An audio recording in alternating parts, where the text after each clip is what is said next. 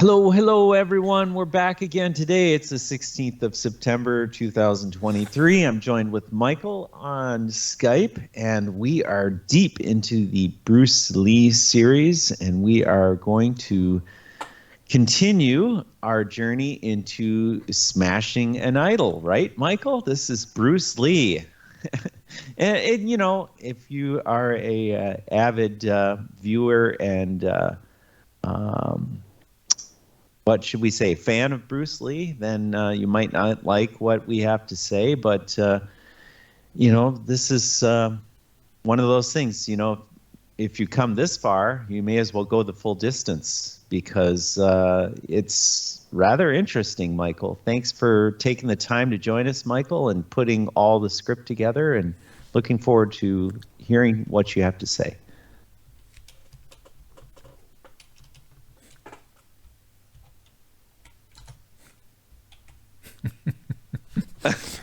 Bradley. No. I'm so fed up with the entire stuff. Right. You can't imagine how much time it is and time consuming it is. I'm so glad when everything has been said and done.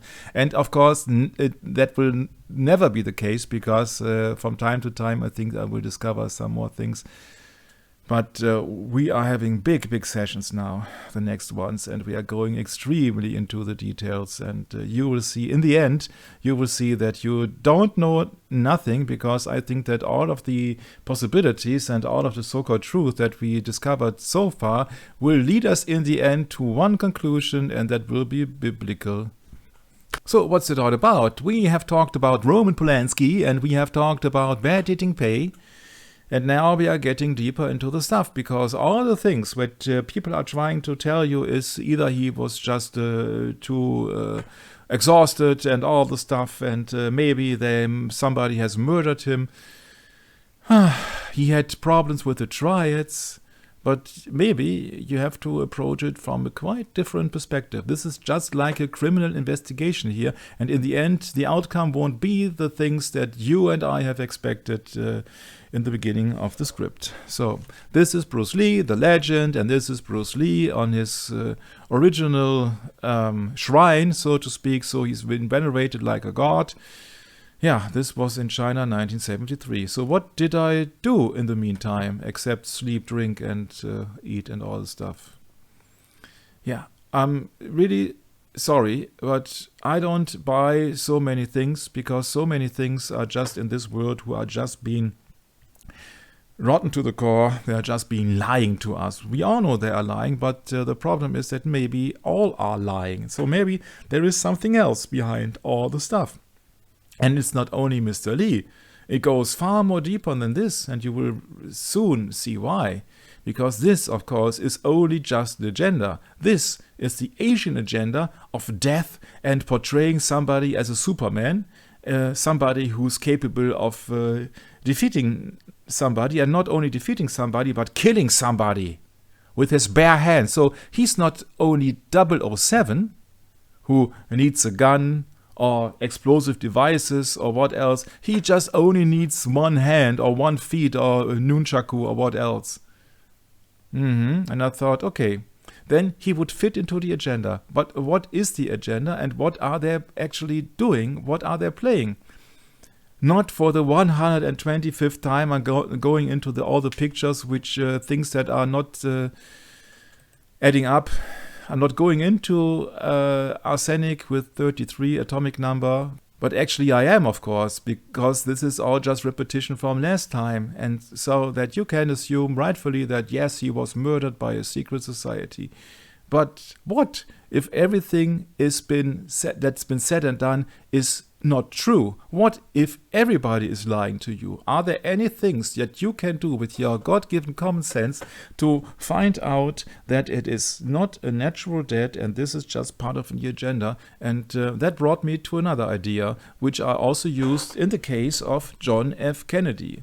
So this is just repetition here. Yeah, so I'm skipping it. There's a fantasy, in fact, for every temperament, every disposition. Sure. Yeah. In the East, or in the West, they are telling you, wow, yeah, that can only be Raymond Chow and the Triads. In the East, they are telling you, wow, that can only be Linda Lee and her lawyer. Yeah, and this is not what you are hearing in the West. In the West, you're being biased by your mass media and all your Wikipedia entry, and you think that this is the truth. It's also the same thing that I encounter every time when I'm just discussing with people and they say, yeah, we are overpopulation. I'm living in a big city in Germany or in Amsterdam or in New York or where else, and there are so many people.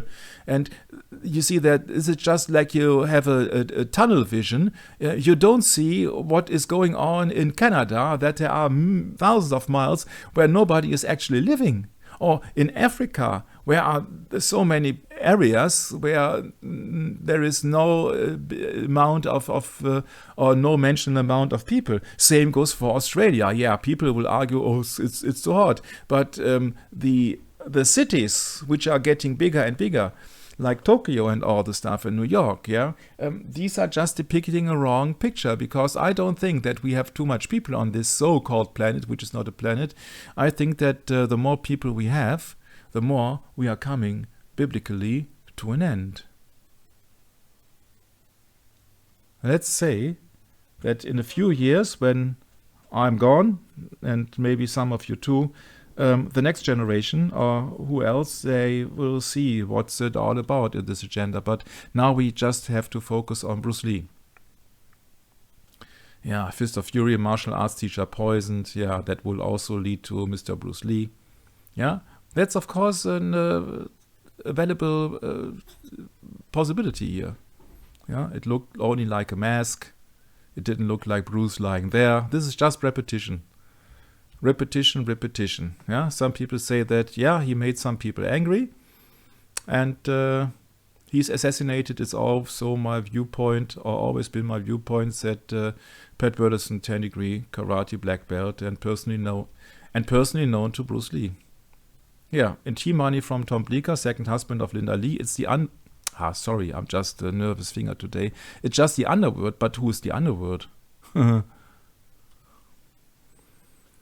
Yeah, and the funeral looked like a premiere of a Hollywood movie, and is also part of Game of Death. They are using the actual footage of Bruce Lee's funeral in Hong Kong. So what if this all has been scripted? Are there other possibilities behind the screen? Is there something that we can focus on that does not rely on any witness account? For example, when they are flashing some symbols like this devil's horn Manu Cornuto or Manu Cornuta. This is out of the movie Game of Death, obviously. Yes, this is Game of Death, yeah. And they are using Game of Death, they are using the footage of his funeral. Yeah, that's right. And here in Game of Death, they are threatening somebody who does not like to join the syndicate for protection. Yeah, it's no coincidence. Huh? And in this movie, yeah, well, you figure it out what happened there.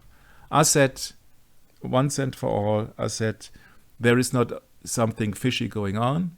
There is something really fishy going on. I've talked about that in the sessions of Jimi Hendrix. Yeah, there are too many coincidences. And that's the thing, that you see that, to coincidences and things that do not fit. So, somebody says it has to do with an outdoor fight at night. Who knows? Who knows? We have talked about dragons. You can go on and on, you see. I got 26 theories up to now, if I have calculated correctly. But I just have not talked about one theory, which I just happened to find some months ago. Hong Kong drug king, expert way of killing. This is all repetition, of course. It's all repetition. So, when we have the number 13 mentioned in the increase of his brain. 13 points to not only the Freemasons but also to the Knights Templars, huh? So, where do you want to start?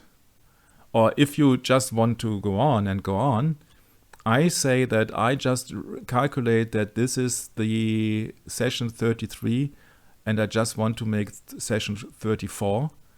And then I just want to make the final session 35. I hope that we will succeed in that because there is much, much, much work in front of us. Yeah, so, yeah, the scene where he was being attacked by thugs in a narrow street that he couldn't get away. Yeah, this all are theories, of course. Arsenic poisoning, snake poison. Everything is been mixed up here. But there are two things that we haven't talked about yet. Ed Parker says it was foul play that killed Bruce Lee. Some herbs were poison. On the account of Tom Bleecker, was of course personally befriended with Ed Parker because Tom Bleecker was a student of Ed Parker. Ed Parker personally, you see that, known to Bruce Lee. Snake venom. It's absolutely possible. Because in the novel Team Money, it's powdered snake venom that kills the lead male who is the counterpart in the story of Bruce Lee. But now we have more problems than we can solve, because whom to trust? Whom to trust? Whom to trust? Yeah, when Wong Chong Leung, Bruce Lee's actual Wing Chun teacher, not Yip Man, said his toes were crammed together, you have to believe Wong Chong. You have to believe Tom Bleecker. But who's telling the truth? His entire body was in cramp. You have to believe Wong Chong Leung. What if we just smash all the witnesses' accounts apart and we just start fresh from zero? That we really think that, okay, we are just combining all the symbolism in there, and we are just imagining that we would not know anything about Raymond Chow, Linda Lee, or whomsoever, because these people must know something. But everybody has got his piece of the puzzle, and maybe somebody or we are concluding incorrectly. Yeah. So what's the deal with it? It does not make any sense to do 35 sessions on an actor. It only makes sense, in my humble opinion, if we are trying to use this kind of a series to find out the truth, why this world is so rotten, why everybody is lying to us. And that we once and for all can see on the example of Bruce Lee that it has absolutely no sense in spending numerous days and hours and months and years into research when you have, first of all, only had to trust in the Bible, so that the Bible says that Satan is a liar and a murderer from the beginning, and that all actors are liars because they are just giving false testimony. Yeah. So that if you have read the Bible, then you have the shortcut for a few minutes of your time. If you want to find it out the hard way or the secular way without the Bible, you're having a hard time in this world, because being tossed around by all the people. And you have to look all the different accounts, and you have to see all these coincidences. And then you, in the end, you don't know whom to trust. You don't know whom to trust. Russell's Viper, a dart blow. We can go on and on and on and on and on. But I don't want to go on and on and on and on and on. I just want to finish. So where do I start? And I came to one thing quite early on. I have to look it up. Oh, Snake Girl, that was the movie where Lo Wei had been attacked with a knife by Bruce Lee. That's also the problem with it. If you know that Bruce Lee has threatened the Triad director Lo Wei with a knife to his throat, and that Linda Lee has gotten away the knife and have hidden it in her purse or where else, or somebody has gotten rid. There are numerous accounts where they have gotten rid of the knife also. What if everybody is lying? What if that accident of Bruce of Lowe did not happen? For example, how can you tell that Linda Lee is not lying on just simply protecting her life or her fortune? Ah, this is a world. This is a world you can't imagine. You can't imagine. You can't imagine. Yeah. So where to start? We will find a start soon. We will find a start soon. You see that I can't trust anybody. I can't trust Charles Bronson. I can't trust Sophia Loren. I can't trust Bruce Lee. I can't trust Lowe. I can't trust Linda Lee. I can't trust Raymond Chow. I can't trust nobody. Everybody is in the business here. There are no outsiders. So whom to trust? Because Linda never sued Raymond or Betty for the death of Bruce. That they have phoned the ambulance too late. No. Linda also never sued anyone for the death of his son Brandon. Which is even more obvious. Because then you can't say for Bob, yeah, she was being threatened by her life or by her children. You can argue that, of course, but it's then she was in America. Her son had officially been killed by a prop gun at the age of 28. So, what's the deal in it? What is the truth? Can you really find out the truth if everybody is lying to us? Yeah, hypocrisy, the sin of pretending to virtue or goodness, from Old French hypocrisy, from late Latin, hypocrisis,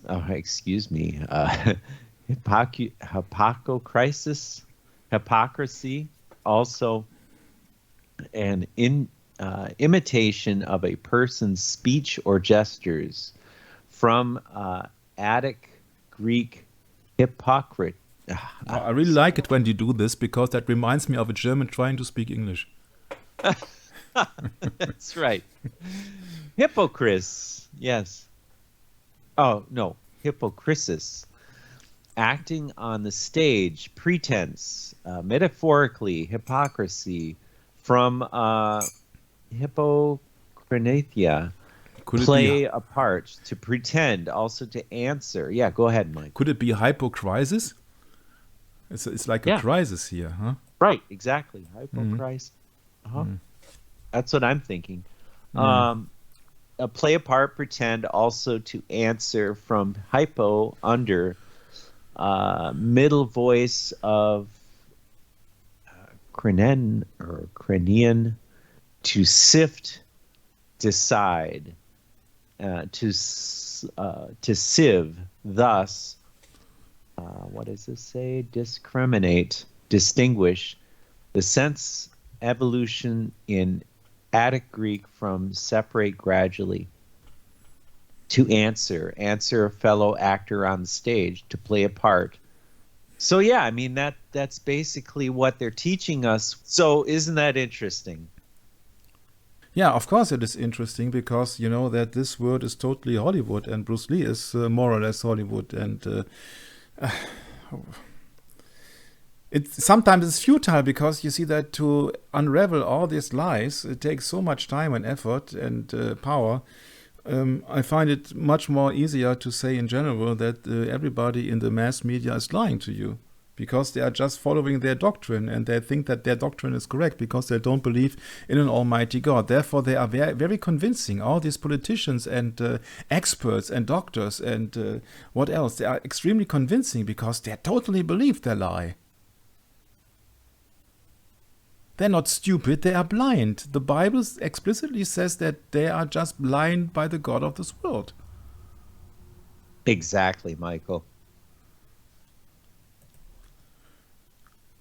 So that's why you're having a hard time, because you see that everything can be faked, even documents. Exactly, Michael. And it only proves the point what Jesus said in the scriptures. Remember when he said that nothing, you hypocrites, you den of vipers.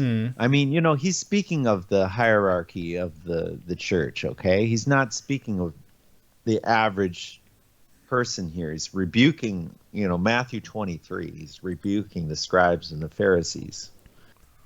He says, you scribes and Pharisees, you sit in Moses' seat. That means you're the lawgivers. No, I'm the lawgiver, God says, right? Jesus is saying, I'm the lawgiver, not Moses. Moses is simply the instrument that God used to bring the law. You got to go straight to the source. That's why we're supposed to pray in private. We're not supposed to pray out in the open and genuflect in front of a crowd. That's not prayer. It's called vain deceit. This really ticks me off when people just don't get it. And that's how I feel about the church. They just don't get it because you've just been sitting around doing all these repetition. Brett. They are not supposed to get it because they are on a broad way. True. Yeah, that's the problem that we have. We do not know if somebody will be awakened by God or not, spiritually seeing. Is that we do not know. Maybe somebody will after he has rebuked all our efforts. Well, I'll tell you what. I think we lose patience.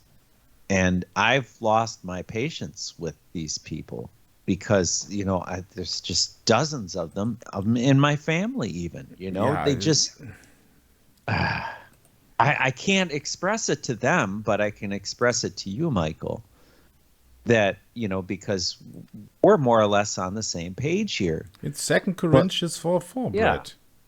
Right.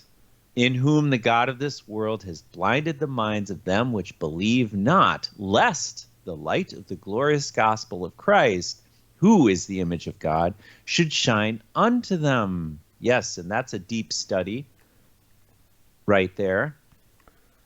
Because, you have to really understand where this is coming from. I mean, that's why, I think when you're young, pardon me, youngsters, but I was through it too. And when I was younger, I really didn't get it. It didn't make any sense at all. It was just really confusing. But of course, you have to historically put things back into place. And once you do that, once you've studied history, then things make a little more sense because you understand, okay, this word came from here and this is how it came about. You study the etymology. Aha, now it makes more sense. But to just take it at face value, see, that's the problem with the church. That's the problem with rituals, the rites. Freemasons have rites too, I mean, it's a world full of secret society and hypocrisy. And it just as Jesus said, you said, it's just a den of vipers here. You can't expect that you're going to find the truth, even in a place that's supposed to be sacred, which is the church. Supposed to be sacred. But it's not. And that's the painful truth, Michael. Unless God is actually dwelling in that congregation, which is possible, but not very likely, in my opinion, my humble opinion. Not very likely. You have to seek the Spirit on its own. It says right in I think it's 1 John, that the Spirit, you let me look it up, Michael. I'm sorry. I don't want to hack this up. But go ahead, Michael. No, I can't go ahead because I'm just looking up for the Bible verse that you're mentioning. I'm looking it up too. Bloweth where it listeth. So I'll just go listeth. Yeah, John 3:8. John 3:8. The wind bloweth where it listeth, and thou hearest the sound thereof, but canst not tell whence it cometh, and whither it goeth. So is everyone that is born of the Spirit. So that simply means that the Spirit comes and goes as God sees fit, not as man. Okay? So the Spirit can dwell in us, but it's not of our choice.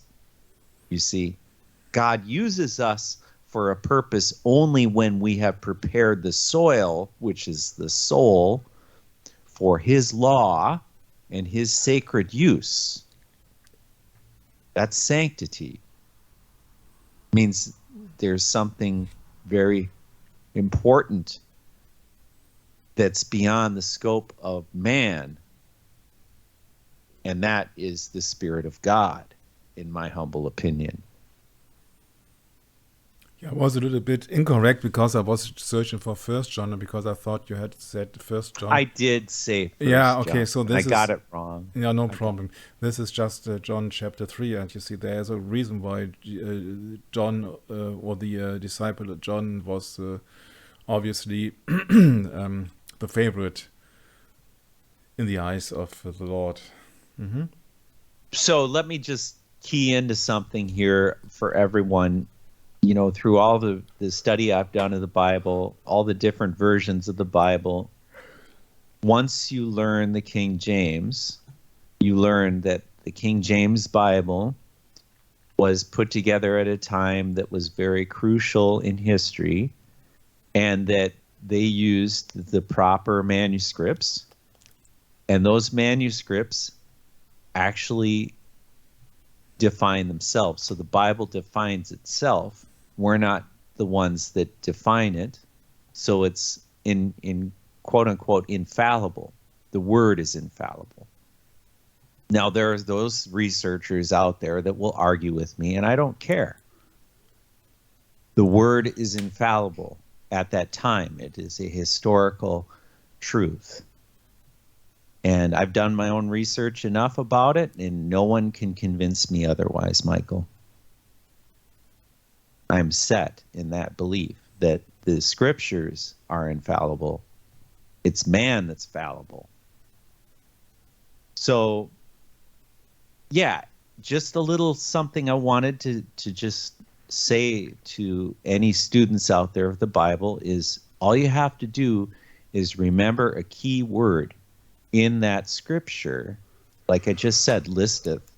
And you just look up listeth, and first thing that pops up is John chapter 3, verse 8.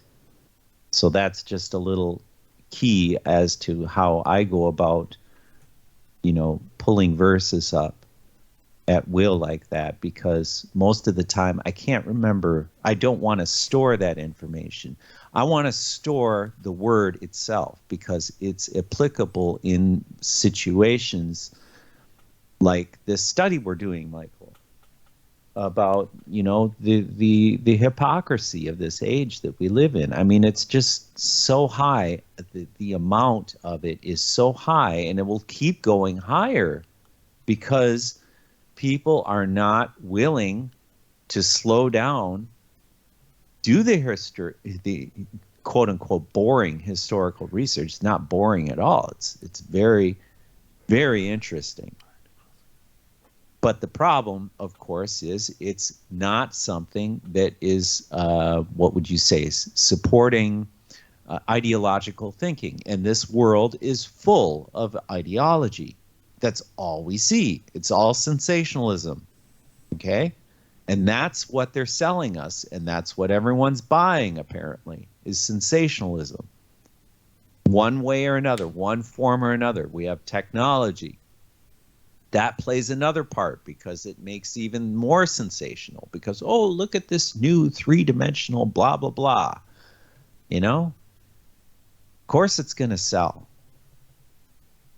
We have a whole industry based upon that. But, you know, what does the Bible say about it? It says something completely different. You're not going to like it. You're not going to like it. If you're involved in ideological thinking, you're not going to like it. And that's the painful truth. And that's what we're asking all of you Bible students out there to please pay more attention to. be careful of this ideological whirlwind that's come across humanity. Excuse me for calling it humanity, mankind.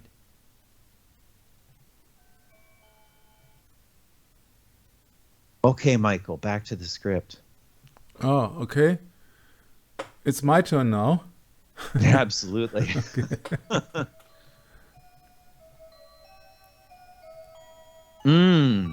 Yes. I hear the bells. I'm so tired. Okay. Interesting enough that there is some people who are claiming that Bruce Lee's younger brother Robert Lee said in interviews on camera that his family believes that Lee was killed by the Chinese mafia. Okay. I haven't found that quote, by the way.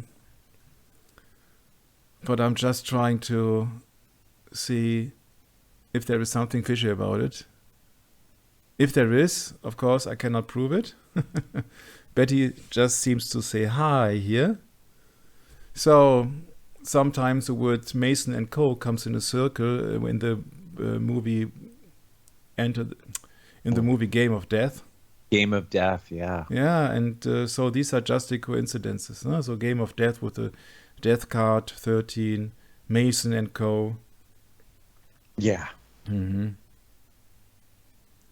Also in a 1978 movie called Enter the Game of Death, so a movie that Bruce Lee never did, featured a Bruce Lee imitator. The plot has his wife Linda been forced to give poisoned coffee to him, which she thought killed him. I don't know, but perhaps that was a cryptic clue as well, said Popcorn Master, if I remember correctly.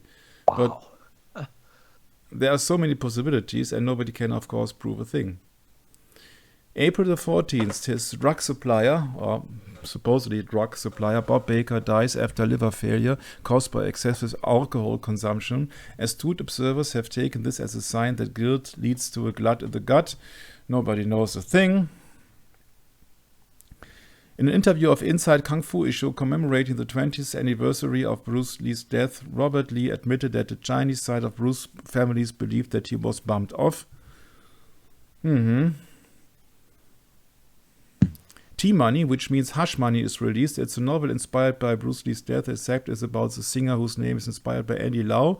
The novelist is Tom Bleecker, who's married Lee's widow. The novel has been his project for over a decade. In 2001, it went through 3 edits before being sent to an editor for a 4th time. He even streamlined it for a screenplay. Linda Lee told Tom in confidence that she never believed the autopsy and inquest for good reason. The autopsy was done 3 days after his death instead of within the usual 24-hour period. What a thing going on here. Friday, May the 13th. Oh, May the 13th, 2016. His butler Wu Nagan dies 7 days before the first article of Popcorn Master about Bruce's murder was posted. Bleecker described the circumstances of Bruce's demise as a gothic horror story. As such, Friday the 13th is a timely ending of the timeline. It goes on and on and on. You see that you have a snippet here, you have a snippet there. The moral of this murder mystery is that Tai Chi shouldn't have informed Lee about the importance of passive aggression. You can't understand Jackie Chan's repetitive mantra about being the exact opposite to Bruce Lee. For those who would like to have as much knowledge as possible about the trials, I have to explain that. Jackie says he's the exact opposite to Bruce Lee, so that means, in my humble opinion, or it shall have the meaning that he's able to cope with all the triads and protection money and team money and what else you would like to do. So he's in other words, he would do what his masters told him to do instead of completely going the opposite way, which Bruce Lee wanted to do. Yes. Right. Mm-hmm. For those who would like to have as much knowledge as possible about the trials, you can purchase a Chiu Chiu Kong book titled The Trials as Business. He received his PhD in police studies from the University of Exeter in 1997. He is a sociology professor at the Hong Kong University. So that is that book, The Trials as Business, from Yung Kong Chu. And I don't want to go into this because it's just a business. It's just a business everywhere. If you call it mafia, mob, trials, Cosa Nostra, you see there are several things. Yeah. interesting enough, is the only one who's coming up with Bible verses is Joey Chen reciting Bible verses. It's Proverbs 18:21, which he was advising on Bruce Lee. Wow. So what about Lee's autopsy? Did Dr. Lamb look for poison? Superficially, worldwide there are 9 million natural and synthetic chemicals deemed to be poisonous. And that's Tom Bleecker writing here. So nobody knows if anything. If Bruce Lee died of poisoning, it was a premeditated act, more likely than a poison was used that would not be detected at autopsy of especially when you consider that there were 3 days after the death of officially, and if he was been dying before the 20s, then it's even more than 3 days. If only were to have to need for such unique poison, Hong Kong would surely be the place to go shopping. It's Chinese related, and it's just a big harbor place, Hong Kong. Fragrant harbor, remember? So, Grandmaster Ed Parker must have known this when, shortly after Bruce's death, he was quoted as saying, "Many of us do not know the inner thinking and secrets of the Chinese herbalist. They have herbs for medicine and they have ones we've never heard of for poison. I believe it was foul play that killed Bruce Lee." You think that why did you tune in with that session? Because everything here is repetition. Because it isn't. What does William Casey say, Brett? Oh, he says, "We'll know our disinformation program is complete when everything the American public believes is false." So what does the American public believe in the case of Bruce Lee? The American public most likely believes what Wikipedia tells them. Yes, correct. Yeah. The quote-unquote official narrative. position. Yeah, narrative position. Yes, same The thing. official fairy tale. Yeah, right. Yeah, so then let's go on and just try to keep in mind that it's the Vatican who's running the job, who's running the business, the Wikipedia, the media, and everything else.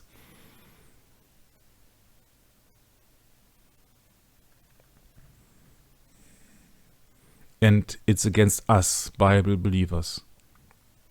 And I can't recommend chic publications. I have some things of them in my possession, some tracks, these comic tracks, and they are full of errors. I'm sorry to say, but I have a hard time with many things out there, and I do my own research, and I can only ask anybody to do their own research. You have to keep in mind that these Chinese guys are extremely superficial, or extremely superstitious, I'm sorry. You have to keep in mind that these Chinese or Asian people are extremely superstitious. They have Feng Shui, Chinese geomancy, in an ancient traditional practice, who claims to use energy forces to harmonize individuals with their surrounding environment.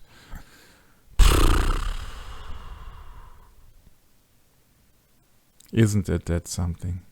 This is a gravestone that Bruce Lee made in memory of the man who was once fluid.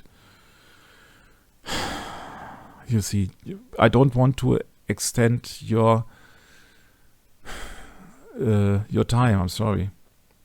Yeah, is Feng Shui science or superstition?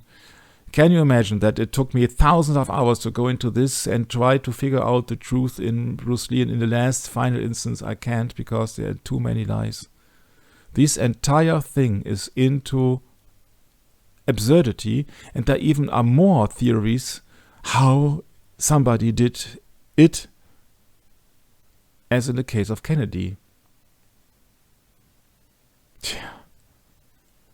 And so I thought, okay, let's do it the other way around. Let's look at symbolism and look at things that we haven't talked about, because maybe that gives us or me the final clue. When I thought about, let's go to people in the second row, not into Raymond Chow and Linda Lee and all these people, but people who have really met Bruce Lee in the last months of his life, obviously, because they were on the film set of Enter the Dragon. Paul Heller here said about Bruce Lee, quote, "He was a terror, he was a demon." So I don't think that you would say that about somebody who you really like, wouldn't you? I said, let's look deeper into this. This is about the fortune teller, about that he had to install a protection mirror of his house. Popcorn Master says, like how the 1978 version of Game of Death is a mirror to what was going on with Bruce during the filming of Enter the Dragon. Remember? Game of Death is about protection by a unknown syndicate. And in Enter the Dragon, they had many trials as extras. Jackie Chan recounted how the filming of the young master was hampered with similar things like an arson attempt on the front of the Golden Harvest studio, along with the Golden Harvest executive finding the severed head of a dog in his car. Another comparison that can be drawn is the change in moods. Charles Lowe, the one who said that he had an appointment and that he wanted to convince Bruce Lee to join him into visiting the church on Sunday, that is Charles Lowe. Charles Lowe observed that Bruce had a bad temper during the filming of the mirror scene in Enter the Dragon. Before that scene, he was usually a happy guy. And that reminded me of something in symbolism.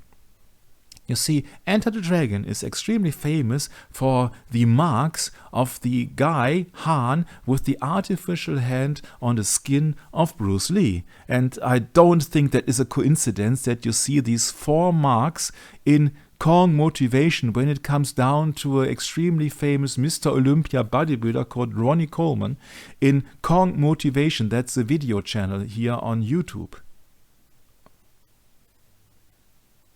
I said, interesting. Let's go into Enter the Dragon, because Enter the Dragon actually is the last movie. So these are the last scenes on film that Bruce Lee ever made, because Game of Death, which came later, was just produced and shot 1972, so half a year before. Okay. So, Enter the Dragon. There is somebody missing. Is a G missing. The look of the film was loosely based on the 1930s comic strip, and now we are going into force. Besides being one of the 2 English-language movies where Bruce Lee speaks in his natural voice, the other being Marlowe, the film has a more Western look than his previous movies. This is largely based on its link to an old comic strip called Terry and the Pirates. The comic strip follows Terry Lee, an American boy who ventures to China with his friend and then runs across the band of pirates and other villains. Aha. Pirates, Brett. Yeah. You know that Skull and Bones flag? Yeah. That's supposedly, they use this for poison, right? Well, that's another flag of the Jesuits. Yeah. Yeah. From that book, Sworn in Secret, Freemasonry and Knights Templars, I quote you something. Although not proven to be directly connected, there was a striking resemblance between one of the most popular pirate flags and the Templar flag, as well as with one of their more esoteric practices. The Jolly Roger banner of these pirates became famous as a black flag bearing a white skull and 2 crossbones. The flag that Templar knights carried into battle was called the Buce and consisted of 2 panels, one black and one white. As we have seen, the Templars were also known for collecting relics, primarily bones of Christian saints while they were in the Holy Land. One of their most treasured relics was said to be the skull of Saint Euphemia, which was displayed in ceremonies with her 2 crossed legs bones. Some have argued that the bones were not those of Saint Euphemia, but it is now widely accepted that the Templars revered the skull and crossbones of some deceased donor during their private ceremonies. There was another possible motive for choosing a life of piracy, a sea captain's ability to retaliate for the brutal torture and murder of his brothers. Preying on European ships, especially French ships, may have seemed not only fair but obligatory. Coming from a religious order, it would be a bit of a stretch to think very many captains took this path, but some might easily have done it enough to establish a legend and a flag, which then was revived from time to time. But there you got even a similarity in the flags of the pirates and Skull and Bones to Knight Templars.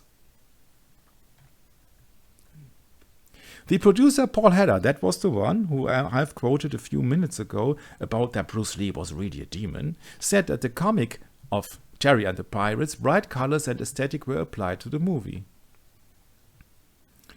Making a kung fu film doesn't come without mishaps, and Lee suffered a number of them while shooting his scenes. During one fight scene, actor Bob Wall recalled how he was supposed to try to stab Lee with a broken bottle, and Lee told him to thrust the jagged glass as hard as possible. During one take, Lee caught Wall's hand and jammed his fist right into the broken bottle, requiring medical treatment after finishing his scene. Jagged glass wasn't the only injury that Lee suffered on the set. The action star ended up by taking a cobra bite to the hand during one scene as well. Thankfully, the cobra's venom gland had been removed, so there wasn't an imminent chance of death. Being the professional that he was, Lee demanded to finish shooting the scene before being treated for the bite. Paul Heller said it has a beautiful, brilliant color scheme of golds and blues and reds. Blue and red. Doesn't that remind you of the East India Tea Corporation? Red, white, and blue. Yeah. Oh, yes. Staying in the House of Mirrors too long made the actors nauseous. Over 8,000 mirrors were used to construct a set for the showdown scene between Lee and Han, and the room was incredibly disorientating. Yeah, we're talking about the mirror scene in Enter the Dragon. Maybe the most famous scene of all Bruce Lee movies, I don't know. Except the Colosseum, maybe. So, over 8,000 mirrors were used to construct a set for the showdown scene between Bruce Lee and Han, and the room was incredibly disorientating. Cinematographer Jill Hubb said the idea came while at lunch in a restaurant that had mirrors lining the walls and ceiling, but filming in the room came with certain challenges. You had to actually physically touch someone because you might be talking to the wall. Bruce walked into mirrors, and we all walked into a mirror of bunch of times, said Hubbs in an interview with CBR. Actors and camera operators couldn't stay in the room for more than 15 minutes before they get sick and had to have a break before resuming filming. And that is very interesting, although I don't think that is 100% accurate. Because I have heard in biographies different accounts of whose idea it was and on which opinion they got the idea. Jill Hubbs said it was in a lunch in a restaurant, and some other guy, I think it was Paul Weller, who said, oh, he had the idea in a toilet where they had used mirrors. Can you imagine that somebody would use mirrors in a toilet? That's really strange. That's really strange. Really strange. And now I got the big aha effect. The aha effect is when I was reading that the movie wasn't originally called Enter the Dragon, but Blood and Steel. Of course, it's the blood of Bruce Lee, and it's the steel from Mr. Han's artificial hand. Of course, that's just the blood of Bruce Lee, and the steel is just the artificial hand of Han. But that's not all. Yeah, you will soon see why. The original script was called Blood and Steel. Lee never liked the name and pushed for Enter the Dragon. It was only later when Bruce started seeing it get put together that he said he wanted to be called Enter the Dragon. I said, Bruce, that's a title for a kids movie. So he called Ted Ashley from Warner Brothers, Freemasonry, and Ted said to give him what he wanted. In any case, Bruce was completely right and I was completely wrong. The Hong Kong movie industry didn't want the film to happen. While Bruce Lee had found moderate success in Hollywood with Green Hornet, he was struggling to break out in films. Lee was regularly teaching martial arts to major stars like Steve McQueen, but when he lost the main part of Kung Fu to actor David Carradine, he became discouraged and left Hollywood to do movies in Hong Kong. Lee had two major hits in China, and all of this we know. But there's one thing that you do not know. And I will reveal it now because it's just the centerpiece of that session here, which had not already begun. The name is Kurt Hirschler. Kurt Hirschler has been born in 1931. He was a cutter man known for just Enter the Dragon, which this is the German title. He died in Los Angeles, California. The name is Kurt Hirschler. because this is what shall keep you thinking. The film's editor, Kurt Hirschler, had the perfect opportunity to study Bruce, stopping the film, slowing it down, and running it back and forth, just as Bruce had done when studying the actions of boxing champions. Viewing Bruce stand off with Wall, he was intrigued to see what within a single frame of film Bruce's fist had shot out without warning. A second accident happened while preparing to shoot a scene with the Cobra. Before each take, in order to get the hood around the Cobra's head to flare out, Bruce would wrap the snake around the nose a few times. Finally, it struck back. Fortunately, the snake had been just drained of venom, but Bruce was left wounded and shaken. Bruce had beaten the snake 9 times before it beat him at spot Wall. During the last 2 weeks, Bruce stayed on with the director while they filmed the fight scene between Lee and Han in a mirrored maze. This sequence was not in the original script, which ended with Han impaled on its own metal claw, but was improvised. At one time or another, almost everyone except Bruce has taken credit for this idea, and this is the thing that you should really wrap your brain around. There are certain people who are claiming they had the idea of the mirrors. But the big one is that this sequence was not in the original script. If that is correct, then it should keep you really, really, really thinking. Because as we have stumbled upon that numerous times, they had a problem with financing that movie. And Warner Brothers only wanted to pay, I think, around $250,000 or so for that. And they asked to collaborate with a Chinese or Hong Kong company called Concord Production, Bruce Lee and Raymond Chow together. And Raymond didn't want to let this movie happen because he doesn't want to be officially want to be involved with the Americans and doesn't want to give things out of his hands or let things slip out of his hands. I'm sorry, I'm not a native English speaker and I'm extremely tired today. But isn't that really strange when first of all you got a problem with financing the movie and then out of a sudden somebody bought, what was it, 8,000 mirrors? I said, okay, 2 possibilities. Possibility 1, they have seen that Bruce Lee was the star and it was the movie, so they said, no problem, we will finance that. The second thing is, when nobody wants to take the blame of having the idea with the mirrors, and there are several accounts of it, that's very strange, because somebody would say, yeah, it was me who was coming up with the idea, because that made that movie so famous. But on the other hand, 8,000 mirrors or what else, other sources say $8,000 for mirrors. It's a very strange thing, because that must be of importance for that movie, otherwise they didn't do it. And what also struck me is the fact that this mirror scene actually was officially the last scene for that movie, officially the last scene that Bruce Lee have ever shot in his life. If it wasn't be for the fact that after the film was been shot entirely, he came up with the idea to do another intro together with Sammo Hung and the temple and the Shaolin monk and all the stuff. So officially the scene of the mirror room, was one of the last scenes of the movie. And then Bruce Lee walked out totally exhausted, and then the helicopters arrived, and that's it actually. But the scene in the mirror room, there must have been some of some importance, I think.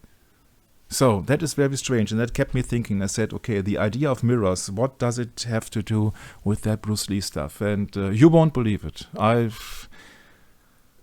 have been keeping busy with that for weeks. You will not believe it. Each day, the vain queen consulted her magic mirror. Magic mirror on the wall, who is the fairest of one all? Magic mirror on the wall, who is the fairest one of all? And as long as the mirror answered, you are the fairest one of all, Snow White was safe from the queen's cruel jealousy. This is the magic mirror on the wall from Walt Disney, Freemason 666.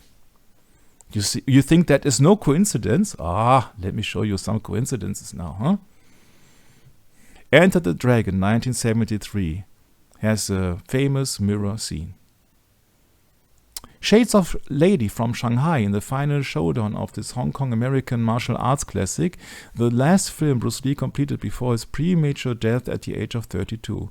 The villainous hand slips through a cunningly concealed revolving door into his own private hall of mirrors to escape the beating Lee has been given him. The reflection confuses our hero, but only for a moment before he hits upon the smart tactic of smashing all the mirrors so he can see what's real. Other movies climaxing with confrontation in mirror rooms, including The Man with the Golden Gun, 007, James Bond, and the seriously bonkers Sardos, which are featuring, 1972 to 1971 James Bond, Sean Connery. What a coincidence. And there's much more too. This is Charlie Chaplin, USA 1928 in The Circus. It's a mirror maze. This is Lady from Shanghai, Orson Welles, USA 1947. Antar the Invincible, Spain, France 1964. The Holy Mountain, the exact same year, with the Enneagram, 1973. And there's much more to it. Of course, there must be Enter the Dragon, Hong Kong, USA, 1973. The Man with the Golden Gun, James Bond, 007, United Kingdom, 1974. My Name is Nobody, Italy, France, Germany, 1973. The Visitor, Italy, 1979. Conan the Destroyer, Arnold Schwarzenegger, USA, 1984. Manhattan Murder Mystery, MM33, Woody Allen, USA, 1993. Warlock Armageddon, USA, 1993. The Shadow, USA, 1994. The Haunting, USA, 1999. And every time you see this mirror room coming up, it's not funny. Tom and Thomas, UK, 2002. The Phantom of the Opera, USA, 2004. And you see, Give 'Em Hell, I can't recall when that has been shot, 2000 somewhere, you even see this symbolism. So, must all be a coincidence, huh? Must all be a coincidence. All these movies must be a coincidence. The Man with the Iron Fist, USA, 2012. Or even in comic, Batman, The Dark Knight Returns, Part 2, USA, 2013. Must be a coincidence. Divergent, USA, 2014.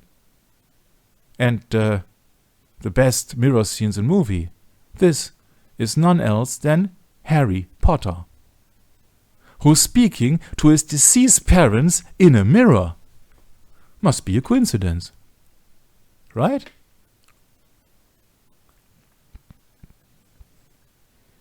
The Sportsman.com features 10 facts about Enter the Dragon. The film most likely killed Bruce Lee.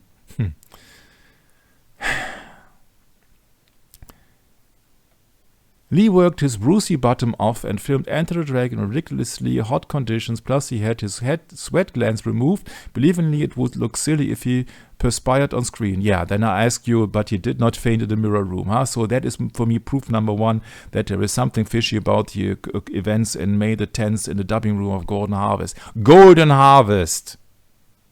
Raymond Chow. So, the climatic mirror scene spontaneously devised by director Klaus.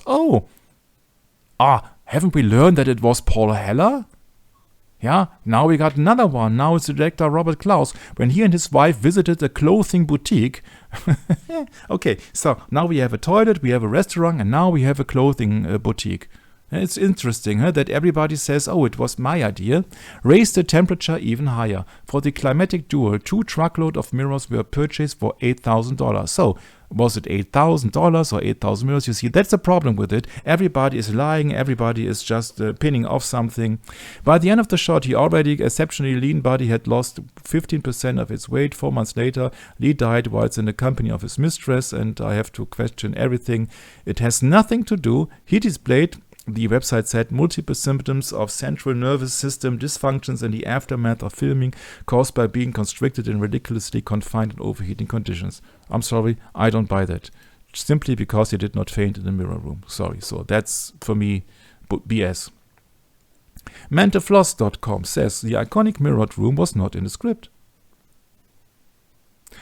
Once upon a time, though, this was nowhere in the script and only came about because Heller noticed the effect mirrors had on a Hong Kong hotel when he was eating one day. Brad, isn't it getting really silly now? Huh. Yeah? Yeah, right. So it's a restaurant, it's a toilet, it's a boutique, and now it's a hotel. Maybe it was a restaurant and a hotel. Who knows? Remembering Bruce Lee, Paul Heller says Paul Heller was a Warner Brothers Freemason executive in the early 1970s and co-produced the movie Enter the Dragon with Fred Weintraub. He also developed the film script that would later be turned into the TV series Kung Fu. David Carradine, who is the son of OTO, John Carradine. Heller recalled, I took Bruce and showed it to him. He thought it was too fragmented, that you couldn't get any action that would mean anything out of it. Bob Klaus and I fought really hard for it. So that's Robert Klaus and Paul Heller. And we created this mirrored room. Klaus and Heller pushed ahead with the mirror concept. And once they showed the set to Lee and he was unable to move around the space, he became a believer. A special closet made of mirrors with a hole cut in one side for the camera lens was built so that the cameraman was always blend into the rest of the scene, and filming of the famous sequence began. According to cinematographer Gilbert Hux, though, working for hours on end in that environment created a unique set of challenges. I remember that I would always have to touch because I'm looking at something. They might not be there. They might be over there. Hux said, I found that I could only be in there for a couple of hours and I have to go out and sit down and look to a wall in real dimension because it's like there was a fourth dimension in there. So they create an illusion with the stunt double of Han here. That's not Han Shikin, but the stunt double. They create an illusion within an illusion, like Alan Parsons once made a song about the tale of Edgar Allan Poe, who was also being in touch with the Jesuits. A dream within a dream. To create an illusion within an illusion, 8,000 mirrors are brought into a form of that room. 8,000. The number 8 in Chinese superstition means wealth and success. 8,000. So it had to be 8 to have success. Okay. And 666, by the way, in Chinese numerology is Louis, Louis, Louis. Sounds like flow, flow, flow. Yeah? So no wonder they have done everything around. The dragon is the best animal and 666 means flow, flow, flow. Sure, of money, huh? Nobody can buy or sell lest he has the mark of the beast or the etc. Yeah, so that's the number of his name, yeah. And the number of his name, yeah. So no surprise, I think, in China. No surprise. We have to go on to Circle of Iron. That's an unfinished movie, which is the script of Bruce Lee and Sterling Sylphant, The Sign and Flute. This is the original Wikipedia entry, so I'm sorry, guys, but this link is not been placed correctly here, so it's Wikipedia. Wikipedia says Circle of Iron is a 1978 martial arts fantasy film directed by Richard Moore and co-written by Bruce Lee, who intended to star in the film himself but died before production. The film is also known as The Sign and Flute, which was the original title by James Coburn, Sterling Sylphant, and Bruce Lee in 1969. After Lee's death in 1973, Sylphant and Stanley Mann completed the screenplay, and Lee's part was given to Kung Fu television star David Carradine. Once again, what a coincidence! Many other well-known character actors had small roles, including, sorry, I'm totally devastated because I have to work so much. So Christopher Lee, yeah. Christopher Lee, yeah. Yes. Yeah. Remember,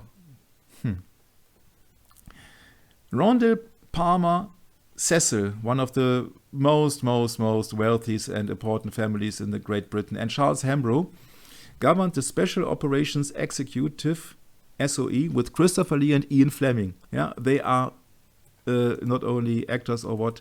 Yeah, these are spies. Stuart Menzies and William Stevenson of MI6 helped William Donovan to set up the Secret Service OSS in the United States. Yeah, so we're talking about Christopher Lee here, not an actor, but also a special agent. Oh, and who's William Donovan? Knights of Malta. Yeah, there Yeah, you go. Knights of Malta. Yeah, that's right. There you go. William Donovan. Thank you. Spy master of the Catholic Church. Yeah. Wow.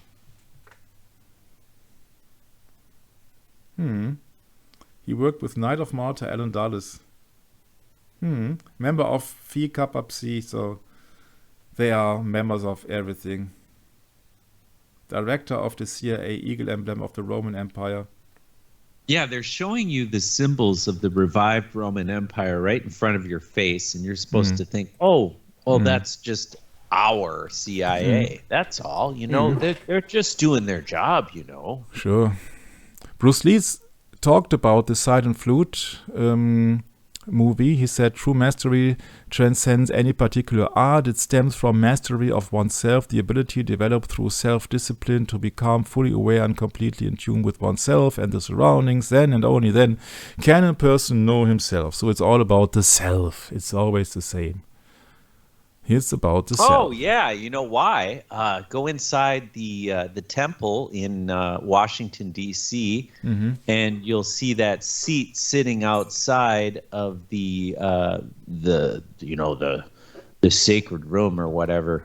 And it says, know thyself inscribed on the seat. And that was from, I forget who this ancient philosopher was. They took that from. Forget his name, but I mean, it all makes perfect sense because it's all about completely deceiving the people. I mean, Freemasonry is like the perfect vessel to just completely corrupt. So yeah, go ahead, Mike. This is the movie then, which is the result of the script that Nobel Prize, I think it was winner Stern and Sinefeld did for Bruce Lee, and later they have been completed that movie in 78, the same year they did Game of Death. Circle of Iron. What is iron a synonym for? Iron. Yeah. What could that be a synonym for? A Roman god. Yeah. How about Rome itself? Yeah, but Circle of Iron is Circle of Mars.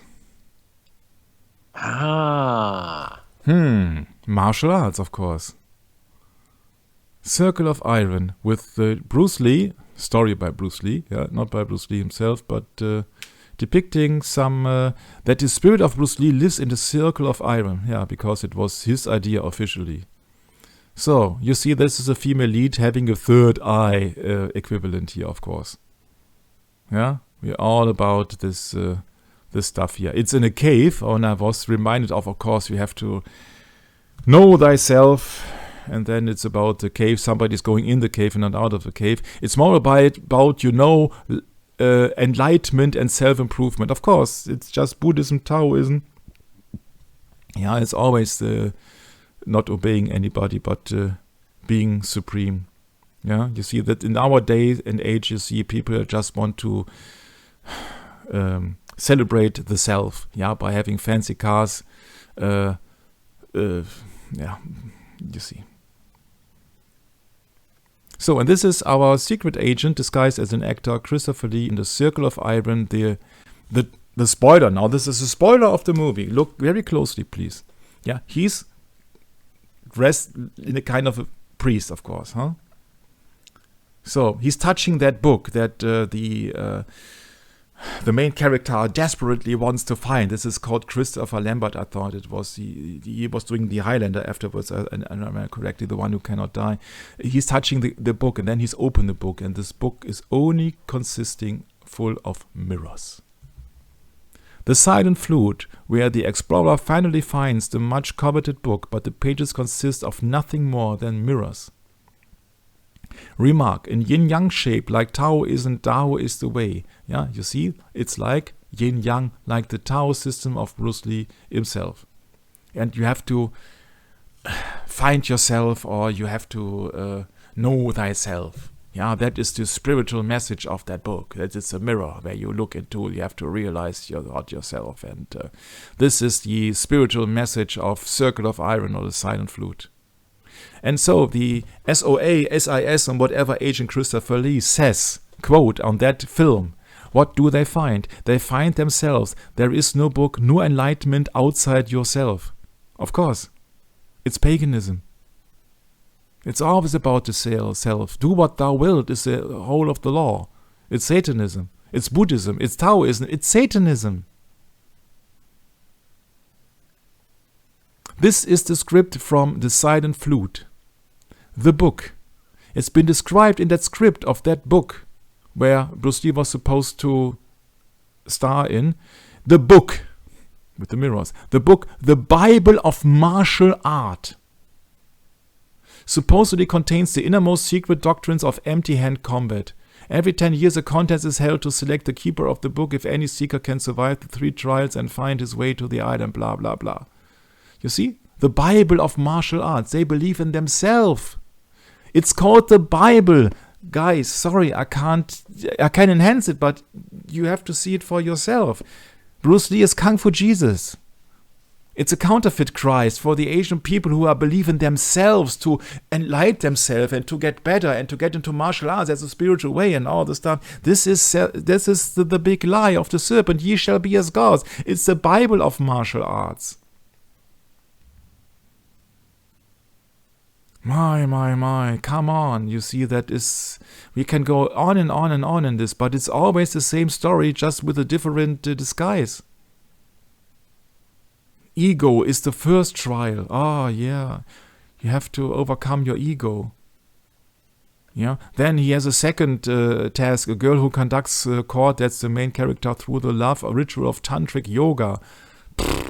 And teaches him the ultimate meaning of love, the second trial, and the third is then the death, the third trial, and then he comes to the keeper of the book, and he symbolized organized religion, example given the Pope, the Catholic Church, or any institutionalized faith. Yeah, you think wrap your brains around the fact that Bruce Lee had been in a Catholic school, La Salle, and has been in that Jesuitical San Francisco Xavier.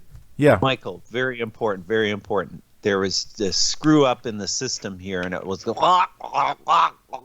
when you just said that. So could you just back up about 2 paragraphs and start over, just in case? In the script, The Silent Flute, which was the original idea from Bruce Lee as the spiritual path and all the stuff, he's been describing that book as the Bible of martial arts. So it is your religion, it is your compass, it is just the foundation, it is the Bible. It has something to do with religion. You believe in that book.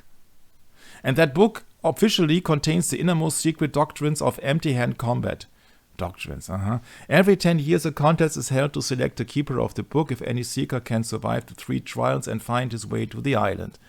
And there are 3 conditions to get to the book. The first is then the first terrifying opponent is ego, the first trial. It's the monkey man. The second is a girl called Tara, who conducts the main character through the love ritual of tantric yoga, and teaches him the ultimate meaning of love. The second trial, but of course he has to fulfill. He cannot be with her. He has to go and find that precious book.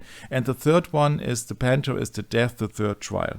So if he overcomes all these trials, he can get to the keeper of the book. And the keeper of the book, their priest, symbolized by Christopher Lee, a Secret Service agent, he symbolized organized religion, example given the Pope, the Catholic Church, or any institutionalized faith, which means... I was going to say, Michael, he had that Dagon hat on, yeah.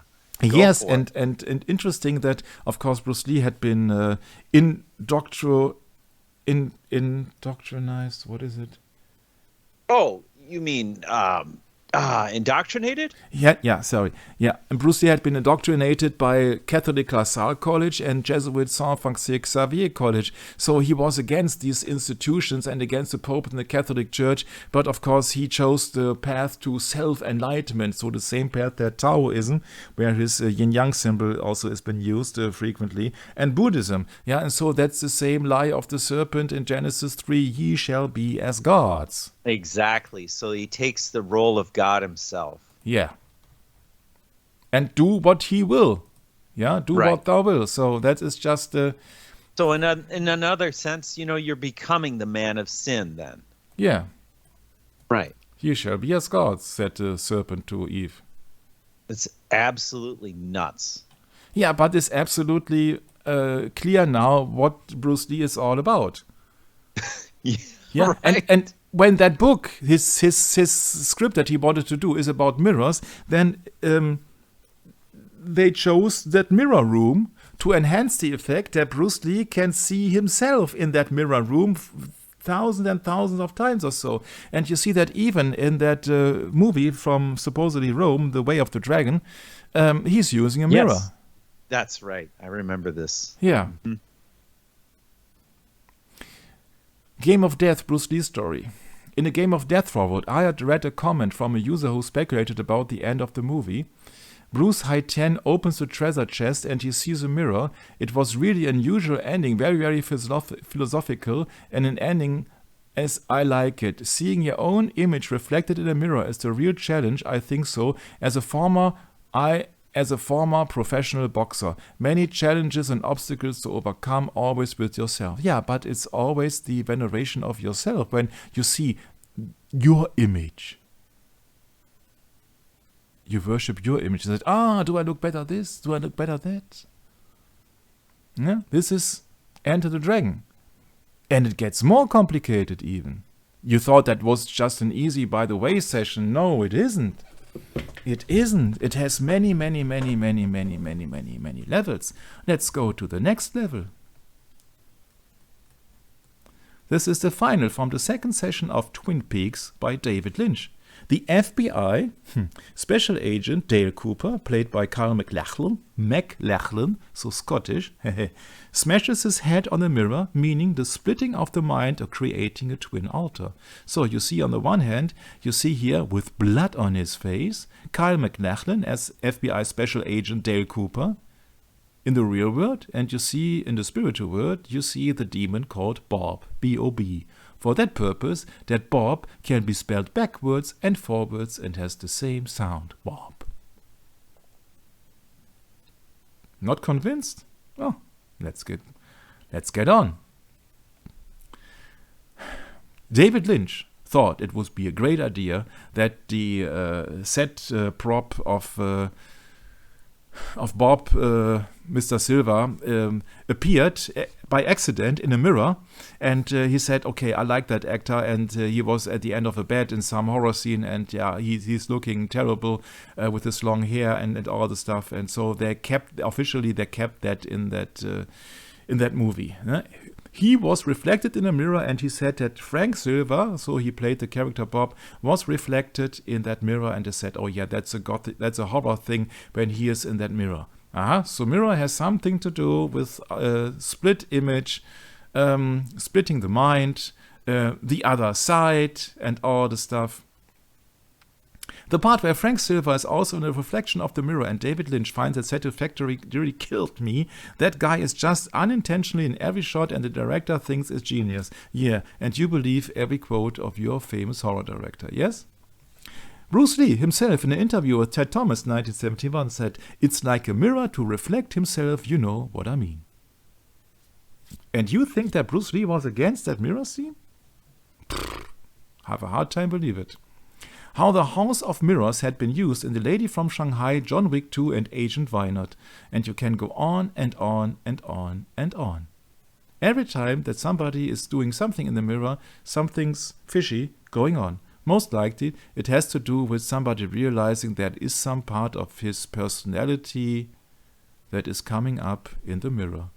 And it's getting more and more and more complicated from that.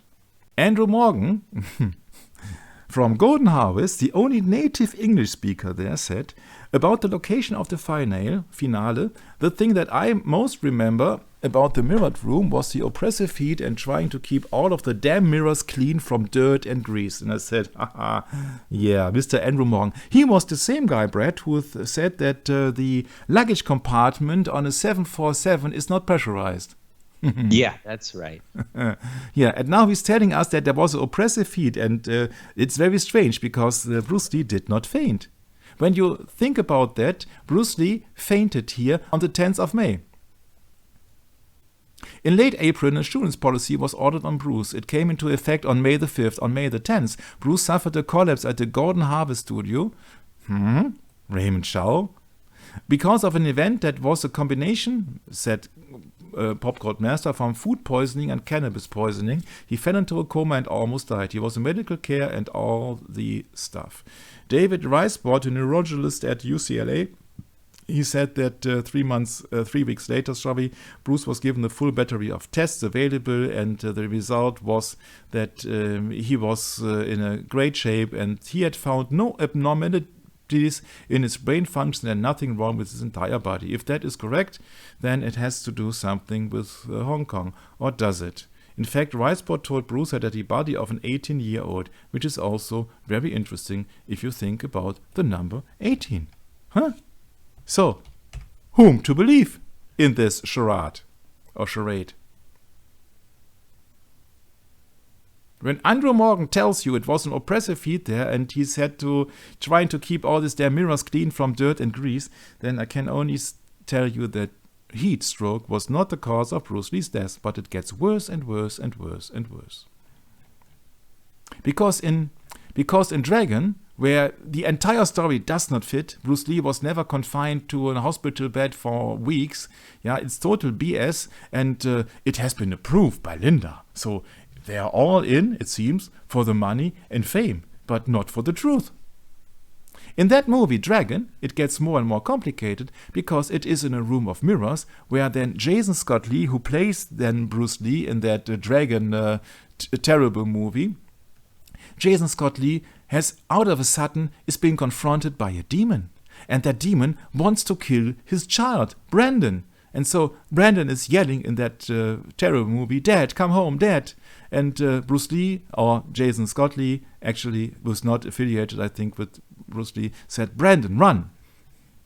And then the demon, who is disguised as a knight, what a coincidence, yeah, then is trying to get Brandon, and then Bruce Lee is chopping off the shoulders of the giant, so to speak, yeah, and tries then to put him away from Brandon and to protect his 8-year-old son.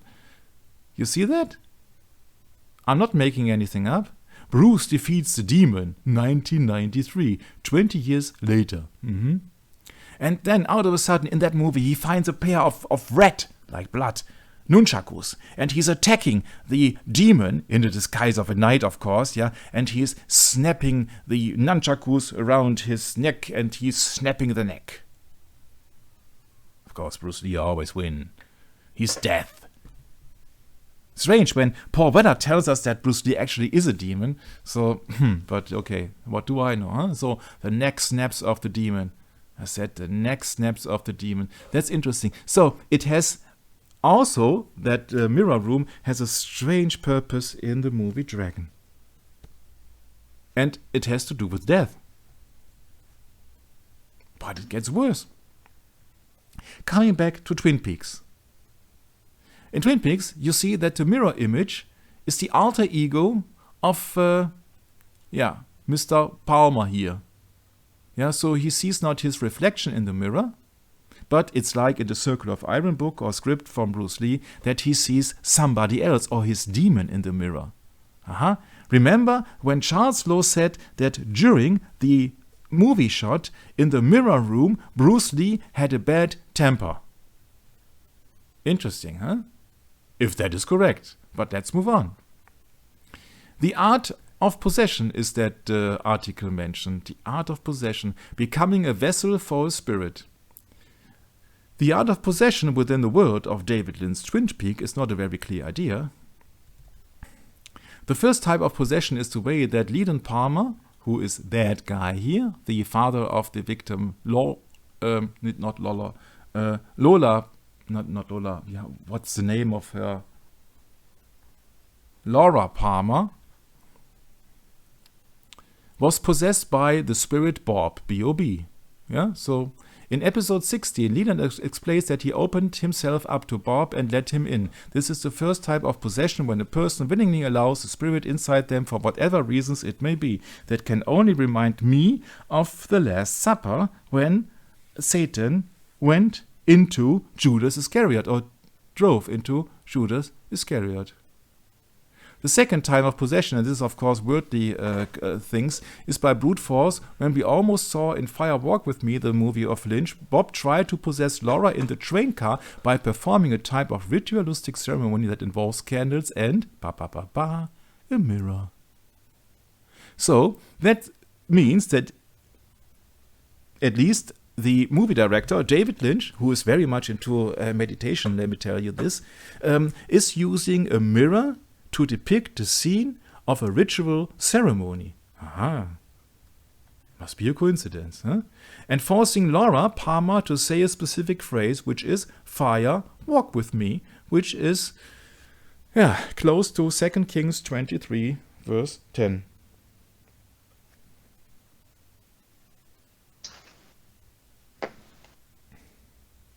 Second Kings 23:10, and he defiled Topheth, which is which is in the valley. Oh, I'm going to start over. 2 Kings 23:10, and he defiled Topheth, which is in the valley of the children of Hinnom, that no man might make his son or daughter to pass through the fire of Moloch. Mm-hmm. So fire walk with me means that destruction please walk with me. Yeah, so it can only be Apollyon the Destroyer. So fire walk with me means the god of this world. Of course, it's a ritual. Yeah, and the mirror involved, the candle involved. What do you think it is? This article says the third type of possession is through the Black Lodge, which is the underworld. We see this type of possession in the final episode of the series. FBI agent Dale Cooper enters the lodge and meets up with his doppelganger or shadow self. Of course, this would be the mirror image. The good Cooper is left behind, trapped in the lodge, while Bob exits using the doppelganger as his vessel. There is probably a fourth type of possession which is less obvious to individuals being possessed and to others because there is actually no possession as we have laid out above. The fourth type of possession would be the removal of individuals and the appearance of real spirits. Yeah. And in this Twin Peaks interesting series, which I reference quite often, I know, there is also a segment where Laura Palmer is inserting cocaine and is having drugs, using drugs. Isn't it Bruce Lee who has been talked about using drugs in the last months of his life? In the journey through Twin Peaks, chapter 25, the train car, or the ceremony ritual, somebody says, and I'm not into Asian mythology, but I just like to quote it, Brahman is all and the self is Brahman. So you can be as God, you can be as Brahman. The self has 4 states of consciousness. The first is called Vaishvanara, in which one lives with all the senses turned outward, aware only of the external world.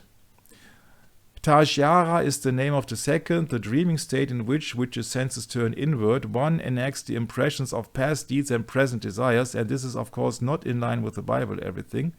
The third state is called prana, of deep sleep, in which one neither dreams nor desires. Let him become conscious in prana, and it will open the door to the state of abiding joy.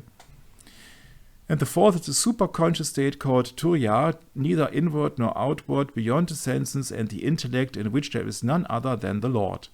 And you can imagine what kind of Lord they are praying to. It's most likely the same Lord that Phil Collins is referring to, that in the air tonight, the Lord who gave him the power of material things, which is called Satan. Laura Palmer's hand gestures in episode 29 during the Red Room and the Black Lodge sequences represent 90-degree right angles. These gestures suggest that there are plots occur within a new angle, which is not correct, because if I remember correctly, and you see that she is possessed here with these eyes, and of course these red curtains here in the background in the lodge. By the way, Freemasons also call their gathering a lodge, so their house. And it's the same that in that Twin Peaks that somebody opens up for a demon, which has been presented in Luke 23, and the when Satan entered into Judas, surnamed Iscariot, being the number of the 12. So there are some kinds of demon possessions. But in the case of Bruce Lee, most of the people, they think that, oh yeah, that is just a demon who's just trying to get Bruce Lee.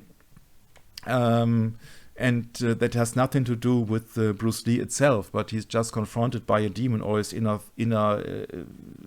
fears or what else. It's so complicated, this entire thing, that you can spend your lifetime doing this. Yeah. A few months later, in that movie Twin Peaks, and after trying to stay awake in order to see Bob coming through the window, which means the demon, Bob took one more step inside Laura's head. He started using a hand to write to her via the diary, so it's like automatic writing. It's about this point that the pain and suffering that Bob had been producing within Laura drove her to subdue it with lines of cocaine. So they are at least mentioning heavy drugs had an effect of subduing it or to play something down. Yeah, and I'm not going into the entire story of Twin Peaks because then we have 100 sessions. Yeah, there's a ritual that Bob must put a person through in order to possess that person. In the case of Laura Palmer in Twin Peaks, he tied her arms back like Albert described in the sheriff's station and then placed a mirror in front of her face so she was forced to look at herself and at the time of possession Bob. Yeah, to look at the mirror and to see most likely Bob in that, or that demon in that mirror. Remember, Charles Lowe said that Bruce had a bad temper during that mirror scene.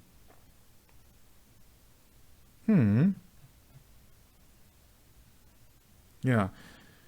So there are two lodges in Twin Peaks. The White Lodge is a place where the spirits that rule man and nature reside. It's a local legend. There is also a legend of a place called the Black Lodge, the shadow self of the White Lodge. The legend says that every soul must pass through there on the way to perfection. There you will meet your own shadow self. And that sounds much, much, much like Carl Gustav Jung, the famous psychologist. The own shadow. It's interesting because this Twin Peaks is full of hilarious things. The opening of the Black Lodge appears when Jupiter and Saturn are in conjunction and that fear and love open the doors. It's always about these things. The shadow self. My people, the Native Indians or Native American people called it the dweller on the threshold. And this is the Black Lodge, and here is FBI Dale Cooper trying to get away from his doppelganger, from his alter ego, or from his shadow self. And that's not possible, because actually this is just a depiction of something which cannot happen. But what happens is that you can, in a mirror room, or you can use mirrors to create split personalities. In the very last room, Cooper's doppelganger catches up with him and the lights go out. Maybe we can insert it here. When the doppelganger catches up with Cooper, or the reflection catches up with the original, Cooper is pulled back, his good self is removed from the body, and Cooper's evil self enters, controlled by and manifested through Bob. The good Cooper is trapped in the lodge, etc., etc., etc., etc., etc. Yeah, where do you want me to read all the stuff? Yeah, so in the final sequence, when the doppelganger has merged into the FBI agent, the FBI agent is possessed by the spirit of Bob, and then you see that in that mirror image here, the mirror is cracking, yeah, which is extremely important and extremely interesting, because can you imagine that Enter the Dragon scene of Bruce Lee,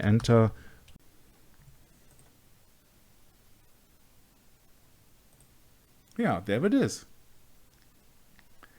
Bruce Lee says the quote that he's been instructed by his priest in the beginning of the movie: destroy the image and we'll break the enemies. That means that the image is the enemy.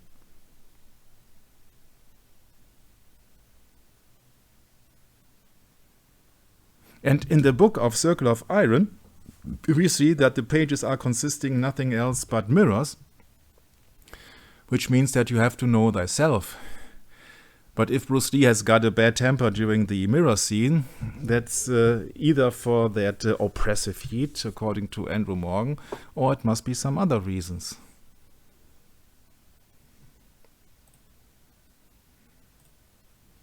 You see that when mirror image is been used, it always means that there is something going on behind the scene.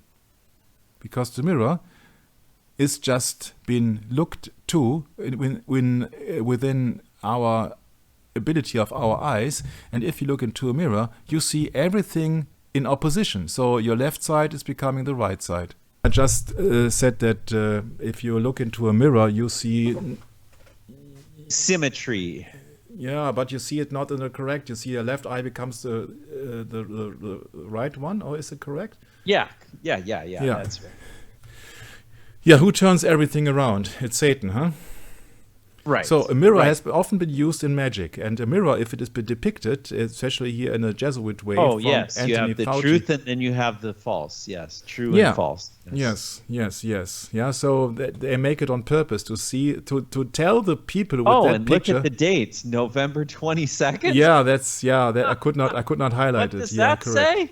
Yeah, 33 together, huh? And he's smiling to top it all off. Yeah, but it means that there is something behind him, you see? There's something deeper going on because it's a mirror image here. Nothing happens on randomly in politics and in imaginary. Yeah, so that has also a purpose that there is something behind it. And you always use... Can I read this? Dr. Anthony Fauci attends the White House press briefing to speak about the Counter-Reformation on Tuesday, November 22nd, 2022. Mm-hmm. Yeah, they're just using, this is a means to an end, Michael. This whole crisis, quote unquote. Not only does it serve eugenics, but it also serves the Pope, doesn't it? Yeah, and in that movie, he destroys the mirror to destroy the enemy. Destroy the image and you destroy the enemy. Personality? Yes, splitting personalities, yes. And if you then imagine that during the time of Enter the Dragon, most likely Bruce Lee was at least doing marijuana and some other drugs, that can create to some very strange things then. There are so much possibilities now. These mirror maze appearances, or to be more accurate, a room made of mirrors, are reflecting images towards each other. The reflection makes it feel like an infinitive room for the human eye, which means that the one who has been portrayed within this mirror is somebody who has been reflected without any end.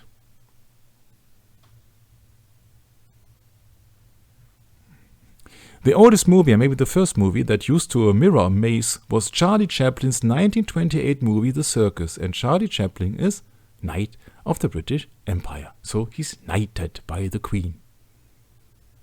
Charlie Chaplin. CC means 33. To normalize pedophilia, he had underage girls, married girls, 16, 15, and all the stuff. He's been affiliated to Jesuits, Skull and Bones, and all the stuff. And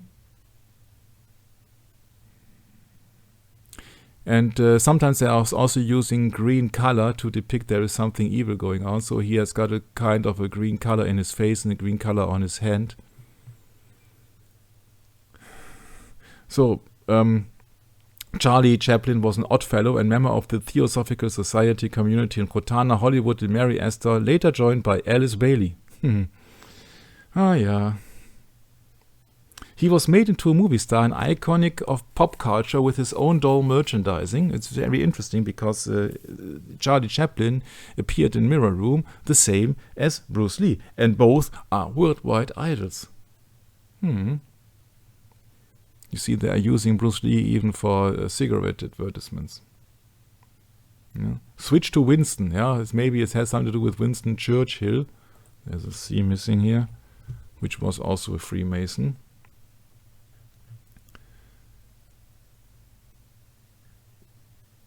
Yeah. And he made that movie The Circus in 1928. He was only a few days apart from Adolf Hitler, which he then resembles in the movie The Great Dictator, who has been shot, that movie, in Laurel Canyon. Hello, United States of America. The Odd Fellows of Charlie Chaplin was a Luciferian Masonic organization founded in 1730 in Britain. With the Aryan Triskelion or spiral with 3 legs as a symbol. Yeah, it's, you see, this is here. This is always the same. And 1 eye, if I remember here. It's using the all-eye symbol, skull and bones, and beehive symbol. Fraternity of Exiled Israelites in Babylon, that is the official explanation. Yeah, but not go into every nitty-gritty. I also wanted to mention another odd fellow was Robert Heinlein, Stranger in a Strange Land, set in Walter Reed Army Medical Center of Project Bluebird, which was also the same hospital where they have officially been examining the remains of John F. Kennedy. The John F. Kennedy autopsy was done in a mind-controlled hospital, MK Ultra.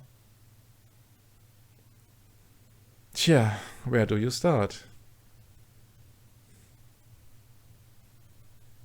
It's always very strange because every other guys are also making fun of magic and mirrors too. Even the Electric Light Orchestra, who had worked with Kenneth Anger and Lucifer Rising, or for the Pleasure Dome thing, they have contributed their El Dorado song, which has of course magic and the green hands and the red slippers from Ruby slippers from Dorothy, Kansas, sorry.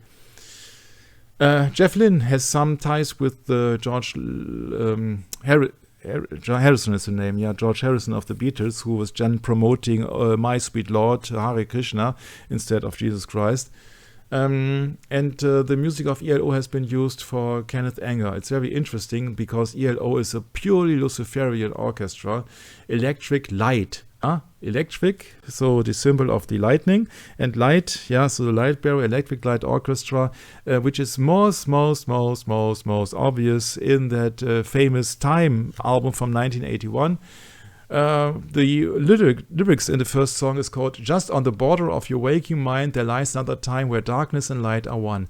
Didn't Alice Bailey talk about these ISIS unveiled in that Lucifer is God and Adonai is God too? So darkness and light are one. Right. Electric Light Orchestra. Yeah. There you go. Yeah. Yeah. Even Groper from Enter the Dragon has starred in Strange New World. I can't remember everything of it, but I just want to mention ELO because I can't find where have I. Yeah, there it is. ELO in 1975, Face the Music, which means Face the Consequences, actually. They are portraying an electric chair, which is very because of Electric Light Orchestra. Electric chair, Electric Light Orchestra, Face the Music, but it contains a song which calls Strange Magic. And this is the back cover of it, that people are rubbing their nose into a kind of a glass so as they were trapped inside a compartment. Yeah, and that's contains a song called Strange Magic, yeah, which is the 6th song. Also, that contains my favorite song of ELO, which is One Summer Dream, but that's just a minor.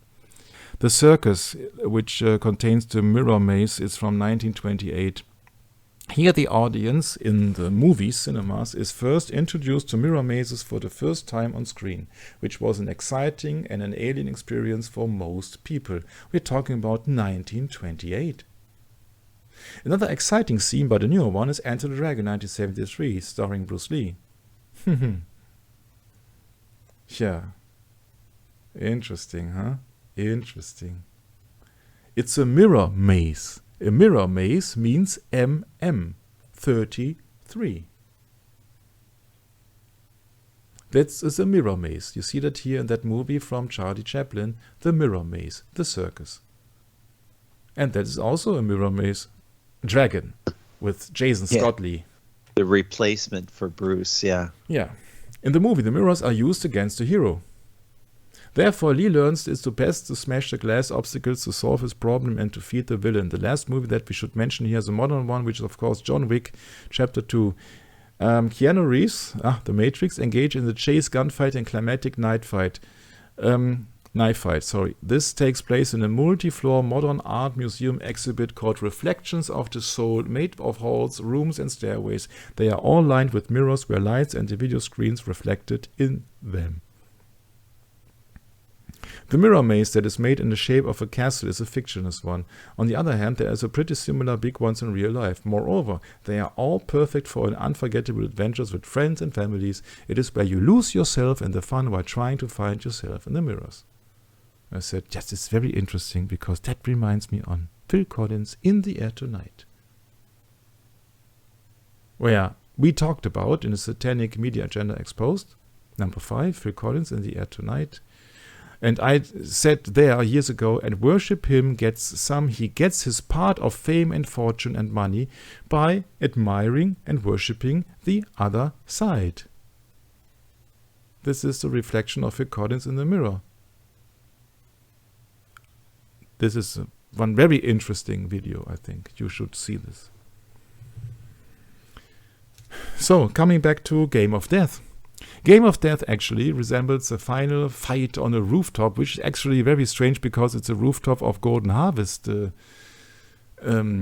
company, yeah, where the bad villain is falling on the pavement then and dying.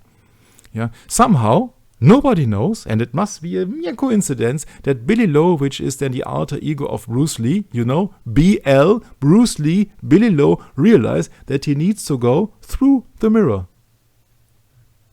Yeah, you see, this is this sequence. In Game of Death. A mirror. Right. What a coincidence. Must be a pure coincidence, of course.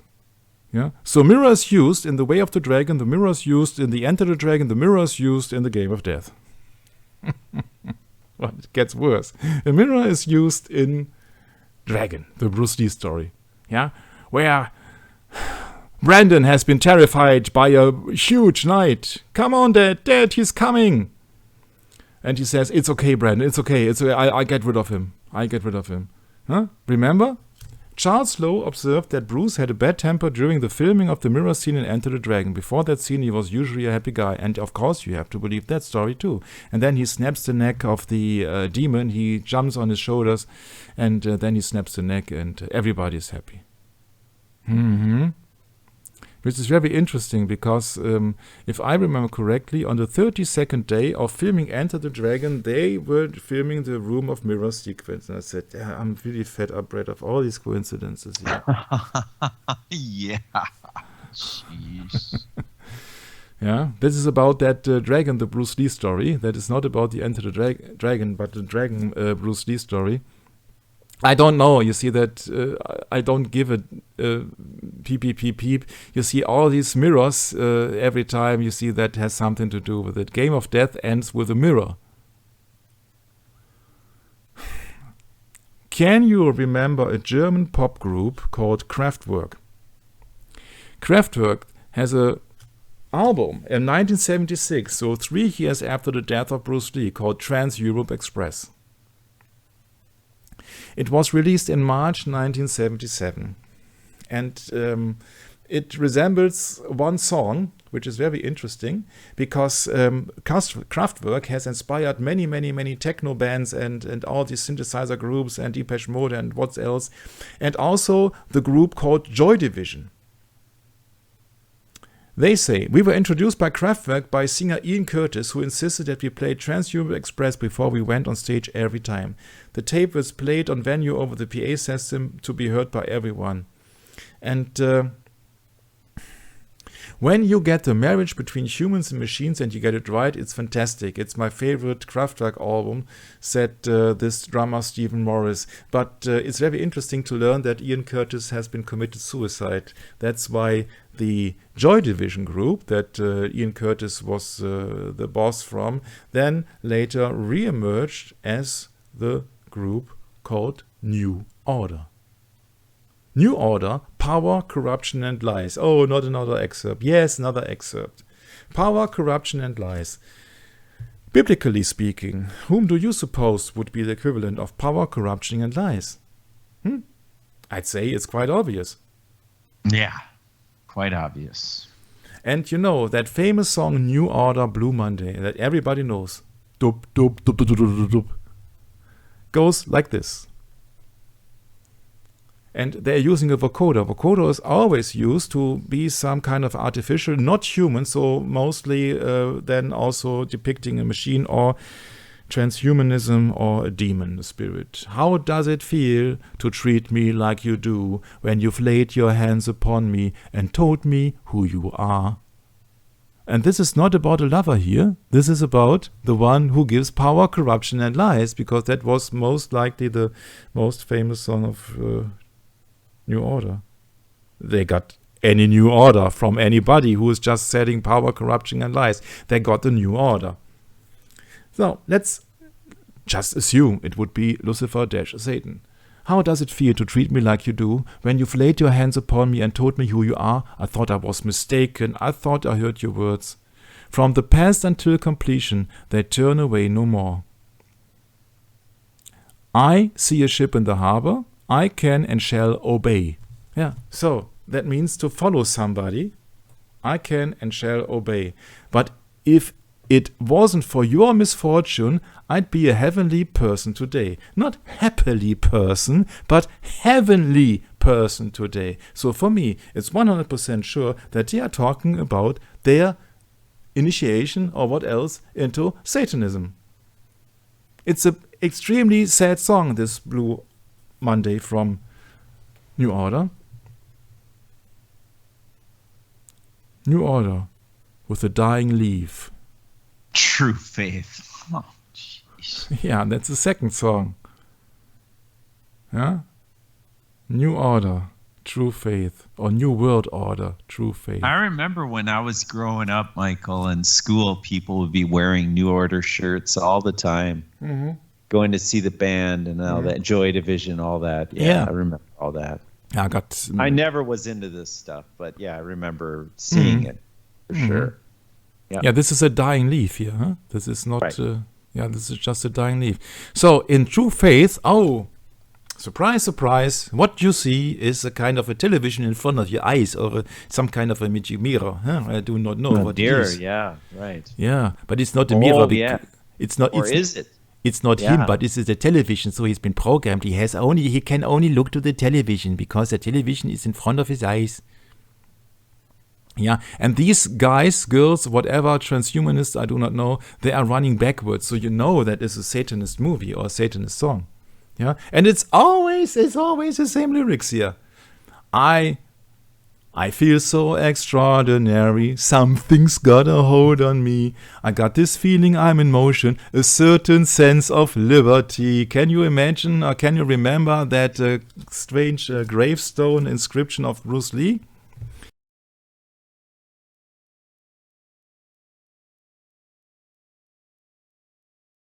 Yeah, he gave us personal liberation. Yeah, it's always the same.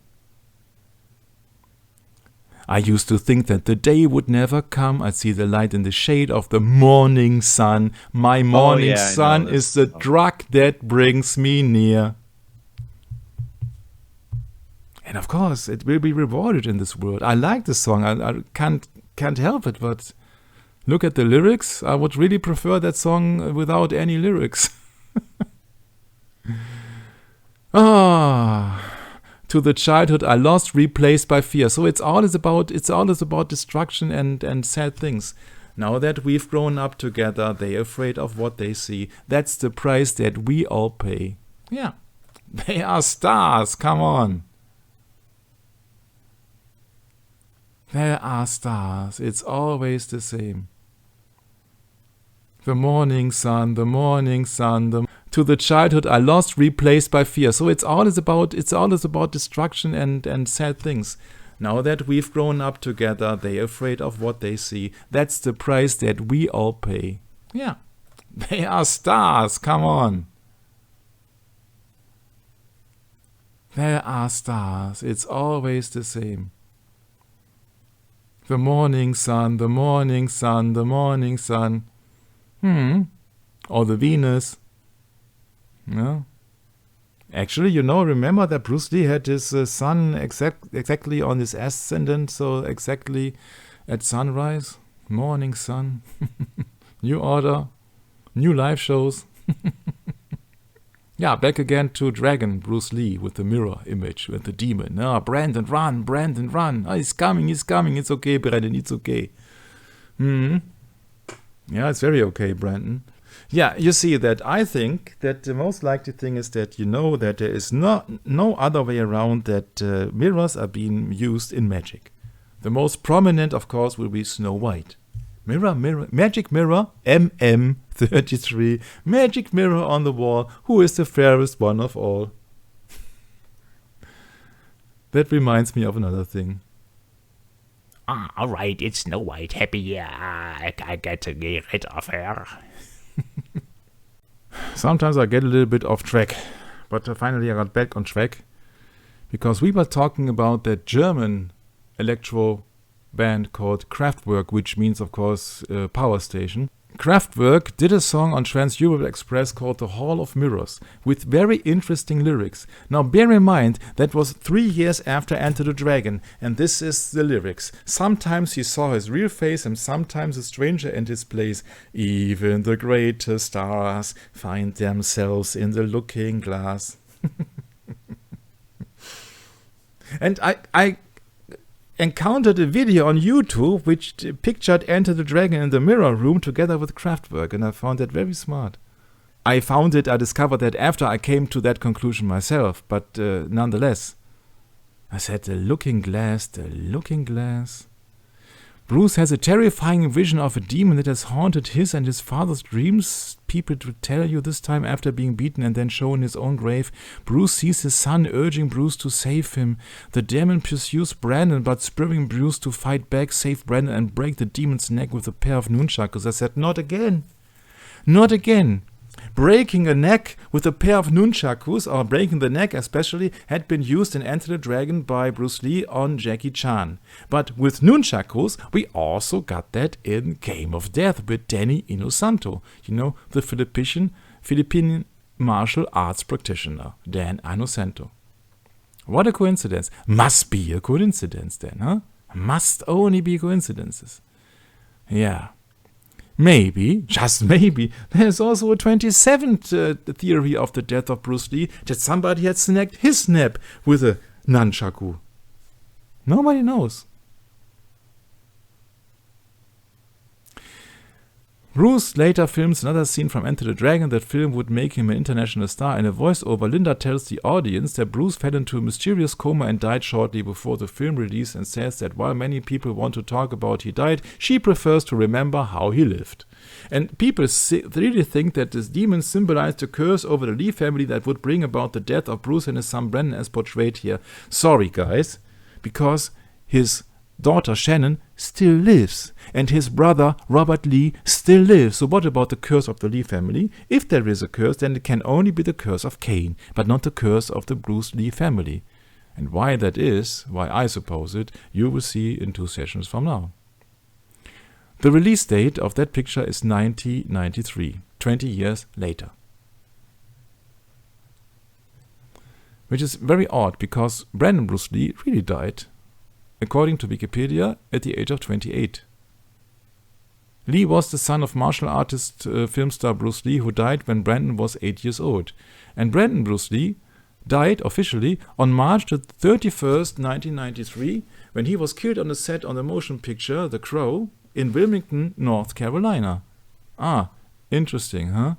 My, what a coincidence. So in the same year when Dragon, the Bruce Lee movie, came out, his son really died. Although the death of Brandon Lee was then subject of Dragon. I hope you can follow me. Dragon, the Bruce Lee story. So in Dragon, the Bruce Lee story, Bruce protects his son against the demon with a pair of nunchakus, and Brandon survives. Although in the same year, Brandon Bruce Lee, that's his real name, Brandon Bruce Lee, died during the shot of the movie The Crow. Isn't that odd? Must be a coincidence then, huh? Brad, can you follow me? It's hard to explain in English. Yeah, I'm following you. Yeah, okay. Yeah. So Brandon was accidentally shot when a bullet was fired from a 44 caliber gun. The problem is actually that it was a prop gun and they had a live bullet, and that's the official story. So I found this also very interesting when somebody came up to the second husband of Linda Lee, Tom Bleecker, who wrote this novel Tea-Money and Unsettled Matters, and said, oh, maybe Brandon Bruce Lee also was killed. And he said, yeah, what reason? What reason could there be to kill Brandon Lee? And I think, okay, then you figure this out, huh? You figure this out when there are rumors that Brandon Lee was getting after the investigation of what happened to his father. I think that would be reason enough. Not saying that it is the real reason, but for this you have to wait for 2 sessions, and I think that you will be blown away. Yeah, so that is the same kind of stuff that Arnold Schwarzenegger puts out in 1984, Conan the Destroyer, which means Conan the Satan. Destroyer is 9/11. That is Satan, the angel of the abyss, who's then having a hard time in the mirror room when he's just confronted by a demon, and he can only kill the demon. Yeah, so Schwarzenegger does not stand any chance. And guess what Arnold Schwarzenegger will do now, Brad? Guess what?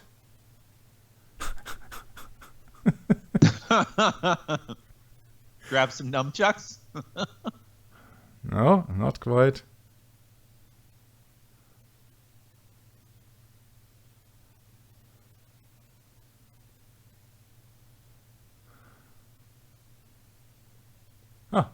Does not work. Does not work. What will work?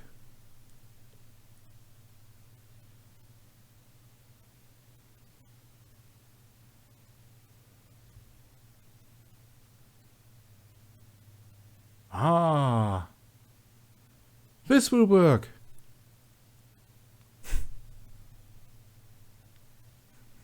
Break the image. Does that remind you of some movie, maybe?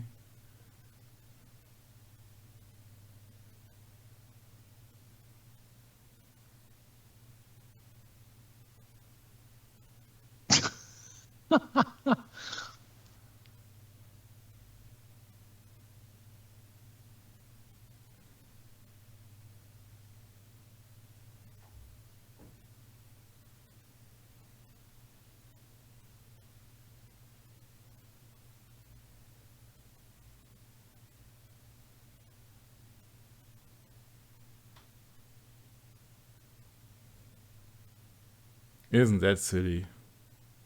Yep. But for me, it's a clear resemblance to Enter the Dragon.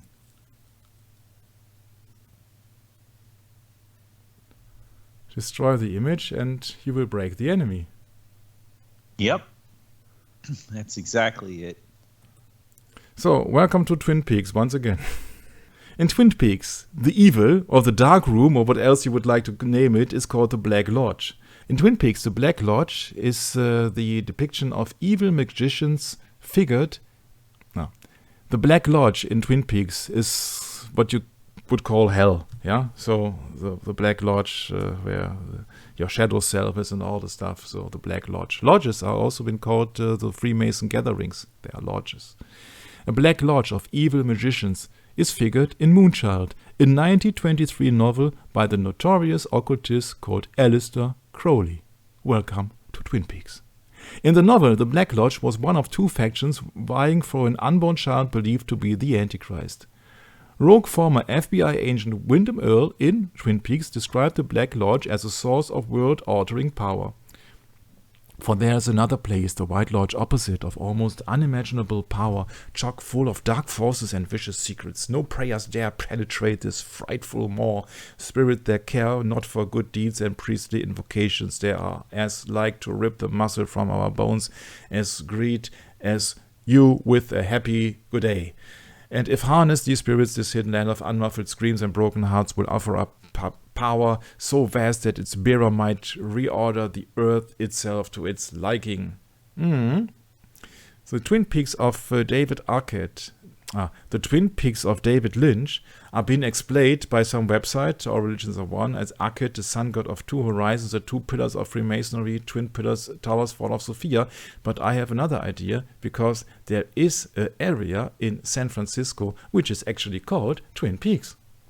But it must be a coincidence. San Francisco Twin Peaks. Twin Peaks Hotel, Twin Peaks area. But must be a coincidence, no? It's quite near to the Golden Gate Heights. It's all a coincidence, of course, no? Or Diamond Heights, no? So I don't want to live in San Francisco, it seems. This is Akhet. Represents the sun rising over a mountain. I think that New Order would be glad. Beto described it as mountain with the rising sun. Ancient Egyptian architecture. Of course, what was the tribe that Freemasons constantly referred to? Wasn't it Egypt? My. Ancient Egypt religion, yeah. And don't forget that Bruce Lee has itself a protection mirror upon his house. The Feng Shui Parkour mirror. Yeah, it's to protect.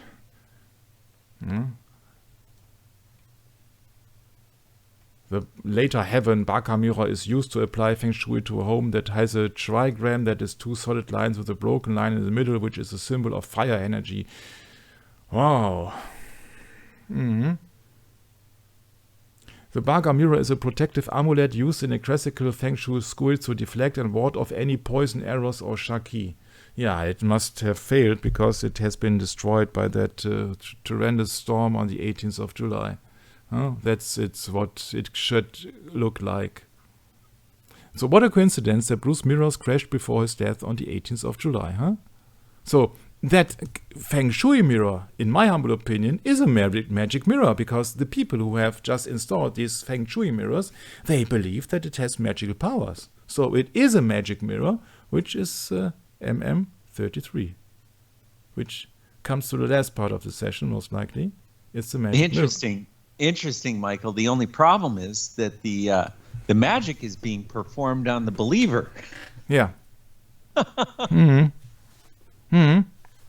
It's superstitious, isn't it? Yeah, sure, it's superstitious. It's all superstition. So you have to read it, you have to buy it to believe it. Yeah, the Chinese are very superstitious. Yeah. And can you imagine that you are an actor, you want to be a world star, want to have $10 million in your possession and all the stuff, want to have a Rolls Royce and all the stuff, and then somebody presents you with the idea of a magic mirror room, a mirror maze, MM33. Comes up with a production company of Warner Brothers, Freemasons, 33. Pooh! And then you've been confined in that room for several hours with an oppressive heat. And I said, ha ha ha. It's very interesting. What happens then? Yeah, you get intensified image of your own, as you would like to speak in Bruce Lee terms on that silent flute or circle of iron. You have to know thyself, but you see yourself fragmented. You don't see yourself in a natural way. You see yourself fragmented. Yeah. So, I came across the idea of Magic Mirror, Dorian Gray, by Oscar Wilde. Oscar Wilde was an Irish mind-controlled Freemason and a provocateur agent in the media industry to push the gay and pedophilia agenda, the Luciferian sodomy religion of Aleister Crowley. In 1819, he wrote The Picture of Dorian Gray. In 1891, he wrote the play Salome, the decapitated head of John the Baptist, worshipped by the Knight Templars through sodomy. He had a relationship with Arthur Douglas. He was tried for indecency as a public stunt. George Bernard Shaw of the Fabian Society launched a petition against his imprisonment. It's George Bernard Shaw is the one that he wants to have some gas chambers, and he does want to kill many people. So George Bernard Shaw is a eugenist, by the way. The son of Oscar Wilde, Vivian Holland, was trained by the Jesuits in Monaco and Stonyhurst, England. He was a friend of Andrew Glyde and Florence Farr from the Hermetic Order of the Golden Dawn with Crowley. His biographer was a member of Phi Beta Kappa and worked for the Yale Literary Magazine with Knight of Malta, James Jesus Angleton, hello, Mr. John F. Kennedy, assassination, etc., etc. So this man, this Freemason, was also been depicted on the St. Pepper's Lonely Heart Club's band of the Beatles. And this is his one of his writings. It's called The Picture of Dorian Gray. On a beautiful summer day in Victorian England, Lord Henry Wotton, an opinionated man, is observing the sensitive artist Basil Hallward painting the picture of Dorian Gray, a handsome young man who is Basil's ultimate muse. While sitting for the painting, Dorian listens to Lord Henry espousing his hedonistic worldview. He begins to think that beauty is the only aspect of life worth pursuing, prompting Dorian to wish that his portrait would age instead of himself. Under Lord Henry's hedonistic influence, Dorian fully explores his sensuality. He discovers the actress Sybil Vane, who performs Shakespeare, who never really wrote anything, plays in a dingy working-class theatre, according to my research, Shakespeare. Dorian approaches and courts her and soon proposes marriage. The enamored Sybil calls him Prince Charming, hence Adam and the ants, and swoons with the happiness of being loved, but her protective brother James warns that if Prince Charming harms her, he will murder him. Let's look where it gets really interesting. Dorian invites Basil and Lord Henry to see Sybil perform in Romeo and Juliet. Sybil, too enamored with Dorian to act, performs poorly, which makes both Basil and Lord Henry think Dorian has fallen in love with Sybil because of her beauty instead of her acting talent. Embarrassed, Dorian rejects Sybil, telling her that acting is her beauty, without that she no longer interests him. On returning home, Dorian noticed that the portrait has changed. His wish has come true, and the man in the portrait bears a subtle sneer of cruelty. Conscience-stricken and lonely, Dorian decides to reconcile with Sybil, but he is too late, and as Lord Henry informs him that Sybil has killed herself, Dorian then understands that where his life is headed, lust and beauty shall suffice. Dorian locks the portrait up, and over the following 18 years, he experiments with every wife, influenced by a morally poisoned French novel that Lord Henry Wotton gave him. One night before leaving for Paris, Basil goes to Dorian's house to ask him about rumors of his self-indulgent sensualism. Dorian does not deny his debauchery and takes Basil to see the portrait. The portrait has become so hideous that Basil can only identify it as his by the signature he affixes to all of his portraits. Basil is horrified and beseeches Dorian to pray for salvation. In anger, Dorian blames his fate on Basil and stabs him to death. Dorian then calmly blackmails an old friend, the scientist Alan Campbell, Alan Campbell, like Alistair Crowley, into using his knowledge of chemistry to destroy the body of Basil Hallward. Alan later kills himself. And then Wikipedia, which is this coming from here, depicts a 19th century London opium den. He said, no, come on, opium. Wasn't opium the thing that affected the father of Bruce Lee? He was a opium user. Yes. To escape the guilt of his crime, Dorian goes to an opium den where, unbeknownst to Dorian, James Vane is present. James had been seeking vengeance upon Dorian ever since Sybil killed herself, but had no leads to pursuing, as the only thing he knew about Darryl was the name Sybil called him, Prince Charming. In the opium den, however, he hears somebody reference to Dorian as Prince Charming, and he accosts Dorian. Dorian deceives James into believing he is too young to have known Sybil, who killed herself 18 years earlier. Must be very, very important to have 18, Brett, huh? 18. Just a coincidence, right? Yeah, it's just a coincidence, of course. As his face is still that of a young man, James relents and releases Dorian, but is then approached by a woman from the opium den who reproaches James for not killing Dorian. She confirms that the man was Dorian Gray and explains that he has not aged in 18 years. Must really be a coincidence. James runs after Dorian, but he has gone. James then begins to stalk Dorian, causing Dorian to fear for his life. However, during a shooting party, a hunter accidentally killed James Vane, who was lurking in a thicket. On returning to London, Dorian tells Lord Henry that he will live righteously from now on. His new probity begins with deliberately not breaking the heart of the naive Hetty Metton, his current romantic interest. Dorian wonders if his newly found goodness has rescinded the corruption in the picture, but when he looks at it, he sees only an even uglier image of himself. From that, Dorian understands that his true motive for the self-sacrifice of moral reformation were the vanity and curiosity of his quest for new experiences, along with the desire to restore beauty to the picture. Deciding that only full confession will absolve him from wrongdoing or of wrongdoing, Dorian decides to destroy the last vestige of his conscience and the only piece of evidence remaining of his crimes, the picture. In a rage, he takes the knife which he murdered Basil Hallward and stabs the picture. The servants of the house awaken on hearing a cry from the locked room. On the street, a passerby who had also heard the cries calls the police. On entering the locked room, the servants find an unknown old man stabbed in the heart, while his figure withered and decrepit. The servants are able to identify the disfigured corpse as Dorian only by the rings on the fingers, while the portrait beside him is beautiful again.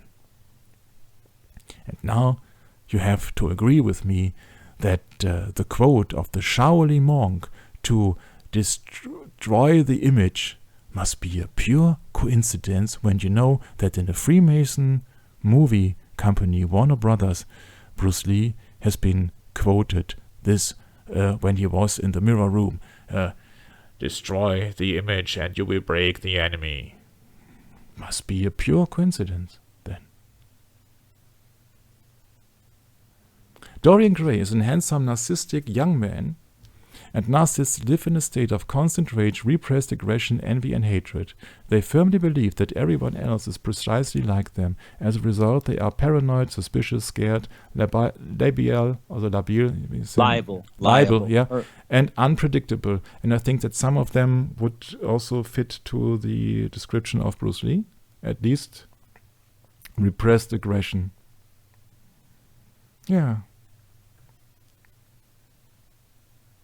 This is about an article of narcissism. High self-esteem and a clear sense of uniqueness and superiority, with fantasies of success and power and lofty ambitions. And this is my addition here. Always bare chest. Always the victory of Bruce Lee. I think that fits his personality. High self-esteem and a clear sense of uniqueness and superiority, with fantasies of success and power. You see that his definite chief aim, lofty ambitions.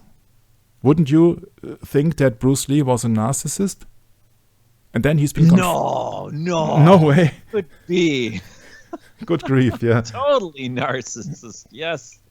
Yeah, but then you present an actor something that he's then larger in life, and he's been multiplied, and yeah, interesting, huh? Somebody. I think of Mr. I'm trying to remember his name now. Peter Gabriel. Mm. Big time, right? Yeah. Yeah, you see that. I think that Arnold Schwarzenegger fills in the same. Yeah. But only Arnold Schwarzenegger, as opposed to Bruce Lee, Arnold Schwarzenegger fits. He understands that you have some kind of line that you have to adhere to, and you can't go beyond that. Where Bruce Lee thought that he was on top and that he could go ahead and make his own production company, no problem. Yeah. Mm-hmm. I found this similarity in the depiction or in the story of Dorian Gray so very close to the personality of Bruce Lee. That they try to superimpose him on that mirror scene, that famous so-called last scene that he did, more or less. that's what I was coming to. That's not the end of the research. Yeah, we have so much things now which really will blow open some doors, I think. But you see that Arnold Schwarzenegger being portrayed as Hercules and to be superior because he got superior power, and then 1972, 2 years later, so maybe Bruce Lee knew Schwarzenegger, I do not know. Bruce Lee came up with he's the unbeatable champion coming from the East and just destroying everybody in the West. Huh? So I think there is a big part of narcissism when you just being the main actor in the mirrored room. And not speaking about demons and all the stuff. Although, magic mirror, you see, magic mirror on the wall, who is the fairest of them all? Yeah, and Bruce Lee is then bare-chested in that mirror room. You see my train of thought. Of course, he's the idol, he's the role model, he's the best. Everybody tells him it's the best, he's just beating up everybody. Even triads on the scene, bam, bam, bam, bam, bam, they're beating him up. He's the best, he knows he's the best. Yeah, and so he's taking one step further. And to convince him that he's the best, they created that mirror room. Because then he's always in the memory of the people as the idol. He's always 32 years old. Yeah, he will not get any older like the picture of Dorian Gray. He's always 32. See, that was my thinking. And when I knew that Dorian Gray story had been made up by Freemason Oscar Wilde, I said, come on. A Freemason company called Warner Brothers? Of course they know Oscar Wilde, Dorian Gray.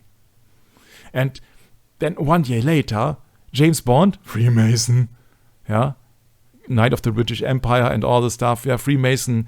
And then they are coming up with Christopher Lee in The Man with the Golden Gun with the Mirror Room. What a coincidence, huh?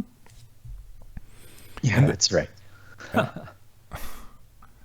So, the remarks of narcissism or narcissist is social potency marked by exhibitionistic, authoritative, charismatic, and self-promoting interpersonal behaviors. I'm sorry, it can't get any closer to Bruce Lee, I think.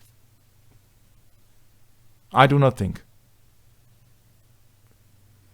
Exploitative, self-serving relational dynamics, short-term relationship transaction defined by manipulation and privileging of personal gain.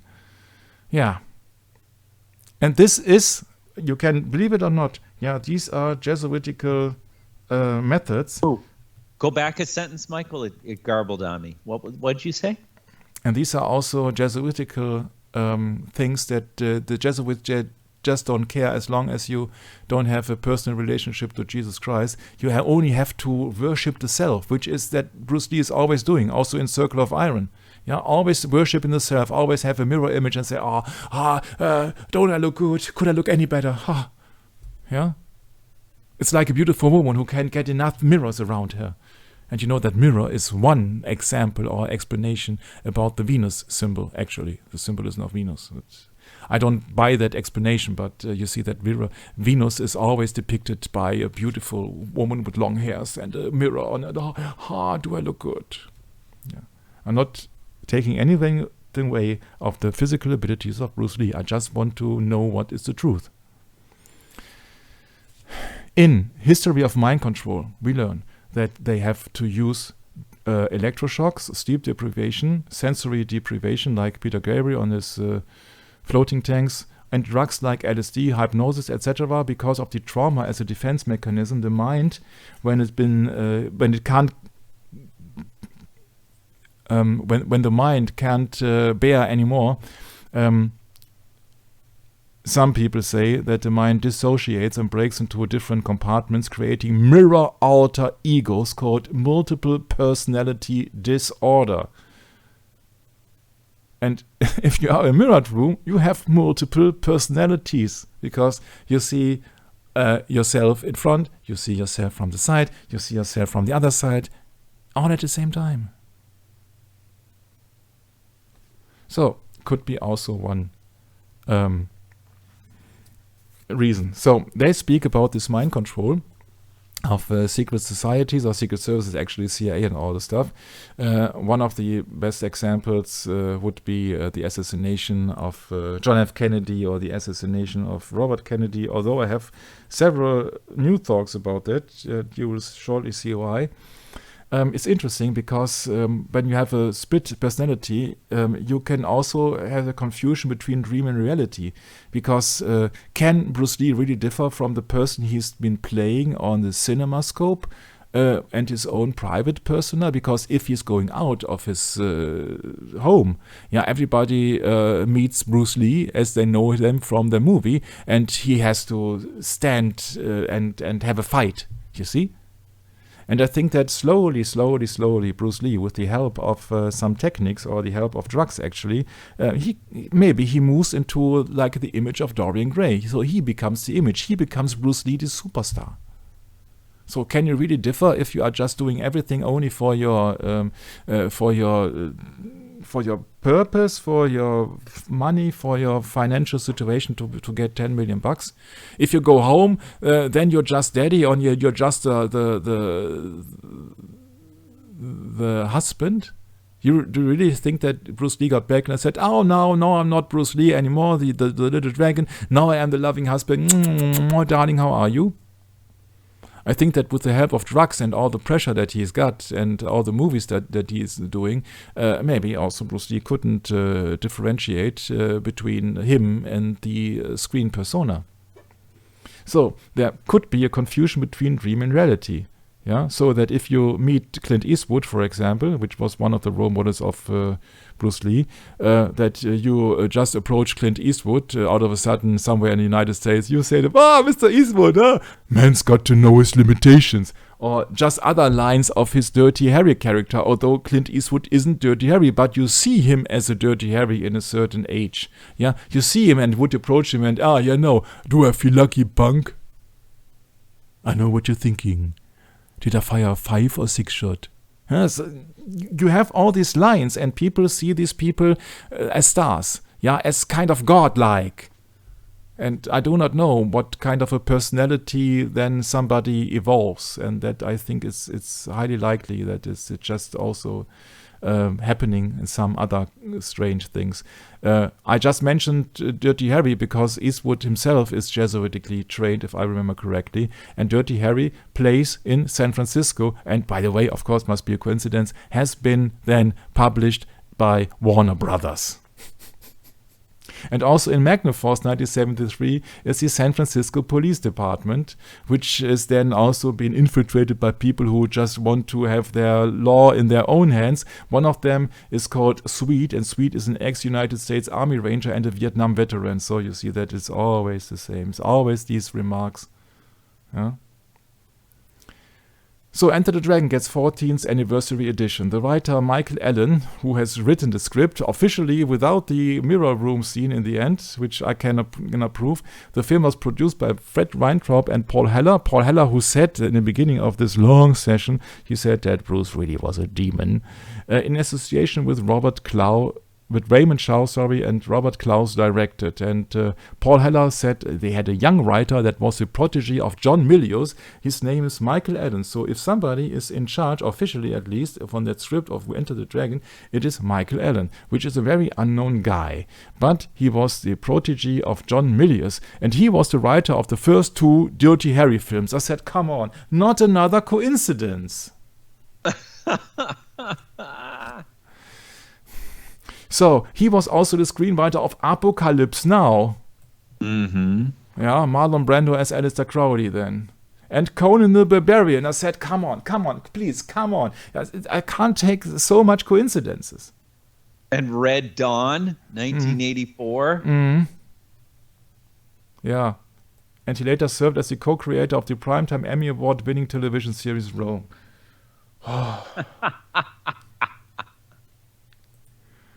My.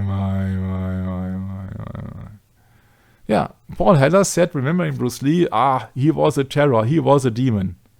I mean, I was in there and he was a terror, he was a demon. Yeah, sure. Paul Heller. Yeah. He says, seeing from the view of Bruce Lee, they were his willing, eagerly slays. And there were the stunt guys that he worked with. I mean, they would have gone trampoline to the moon if he had asked them.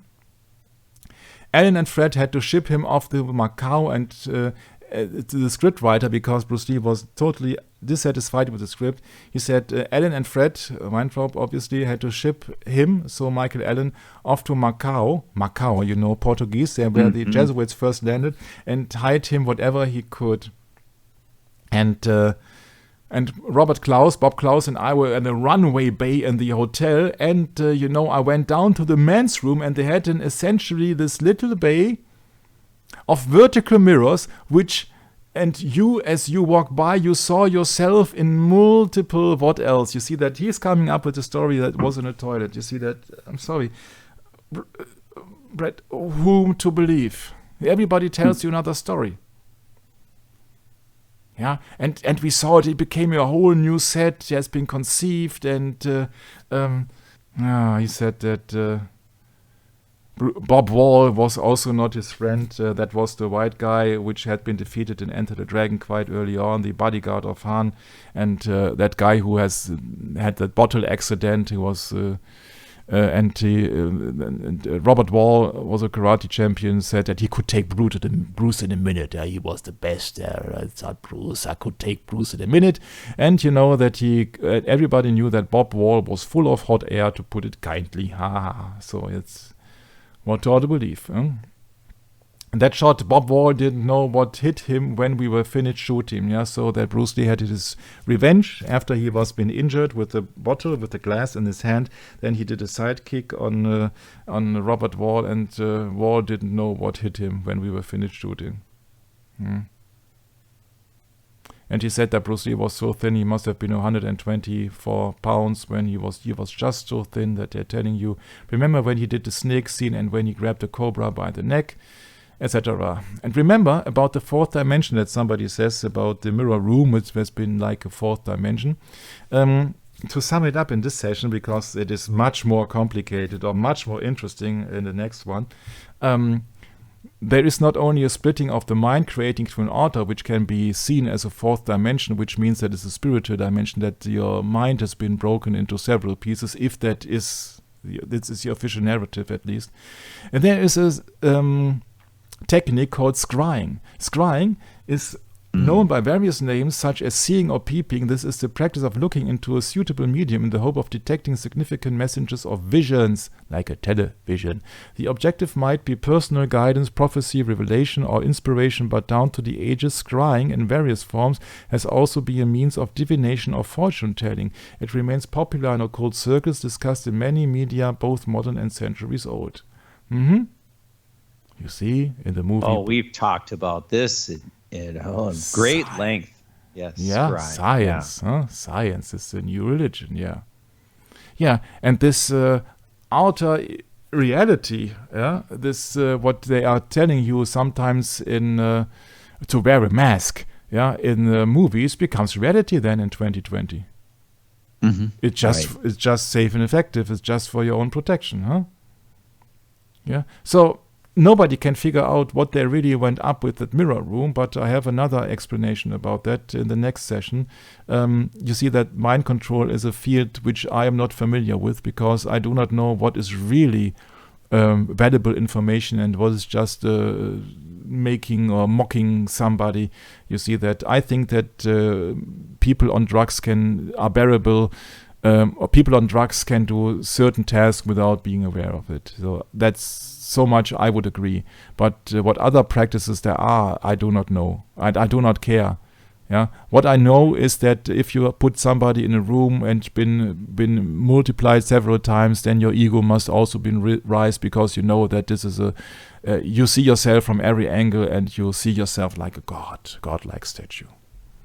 Yeah. So I can only tell you that usually in mind control, officially mirrors are being used as a symbol of twin alters or multiple personality disorder, which can also be reached by drugs. And if you combine then drugs and Bruce Lee's appearance in the mirror room, there could be something to it. Yeah, mirrors been used sexually for long time, and also in movies like The Matrix. When somebody puts on a mirror, then out of a sudden that mirror distorts. And I thought that, oh yeah, Freemason called Albert Einstein, he would be glad. They said, see, yeah, this is the proof, yeah, that there is no absolute in time and space. Just making fun here. Yeah, broken glass also means splitting the mind. Gnostic symbolism of Sophia, lost in a dream world. You see, you got it on several occasions here. You split images or splitted mirrors here. Dream house, watchman, trauma, looking glass, urban legend, unbreakable, split, etc., etc. So the question is, what happened to Bruce Lee? Nobody can answer that, but I hope that it was an interesting session nonetheless. We are close to finish, but not yet, because somebody has to have an idol and a role model, and Bruce Lee should serve as a role model to Asian male people, of course. For example, there is also a Badger, a fictional hero, a superhero, an American comic published from Capital Comics. That lead character was Norbert Sykes, a Vietnam War veteran. I said, oh no, once again, suffering from multiple personality disorder. Must be a coincidence, of course. Yeah. The Badger would talk to animals, was just one of his personalities. So they can do something. And I remember of some strange appearance of Britney Spears when she was just doing some other stuff. But everything can be faked, of course. Everything can be faked. Yeah. You see, in programming also, you can see Alice in Wonderland with the checkered floor also in front of a mirror. Yeah, you can see also a mirror image. Look at that. And not only is it in a mirror, but it comes to a point like a pyramid. That really plays on your mind too, doesn't it? Because my word would be a wonderland. You see, it's the other side. Yeah, so a mirror can also be used in magic. Huh? Because my world would be a wonderland. Yeah, right. They make you wonder, and they don't tell you the truth. They just want you to wonder. Because that's how they get you. Yeah, that's Alice in Wonderland, and you see that Jackie Kennedy, she's wearing a dress like her Alice in Wonderland programming. And then you have a photo of the star, which is a tarot card. Man, and it's an 8-pointed star. And how fitting. And it's a woman, obviously, yes. Oh, yeah. Well, what's the Garden of Eden? Or nowadays, maybe it is also transgender with... in Germany, we say gynomastie, so that she's having breast from hormone dysfunction or so. So nobody knows nowadays. Nowadays, right, of course. You know, what's really interesting about all of this, Michael, this whole study, is that it ties into something called postmodernism. And, you know, we'll never finish this session today if we go into postmodernism. We will do a second session even, but you see that we will go through this. We will go through this. I need your support. In the Ninth Gate movie, also they say that somebody says the fool in costume, which is card number 0 in tarot, with the labyrinth in front of him, one has a closed window. And guess who has directed that movie? The name is Roman Polanski. Oh, Mr. Polanski. Yeah. Yeah. Or so-called Polanski, yeah. Yeah. What's always interesting is Dirty Harry. We spoke about that. That guy who has supported Michael Enden on Enter the Dragon. He has written the script for the first 2 Dirty Harry movies. I don't know what Magnum Force is, the first, second, or third. I do not know. But then Dirty Harry is behind a see-through mirror, watching the scene on a grocery store where these people were trying to steal money.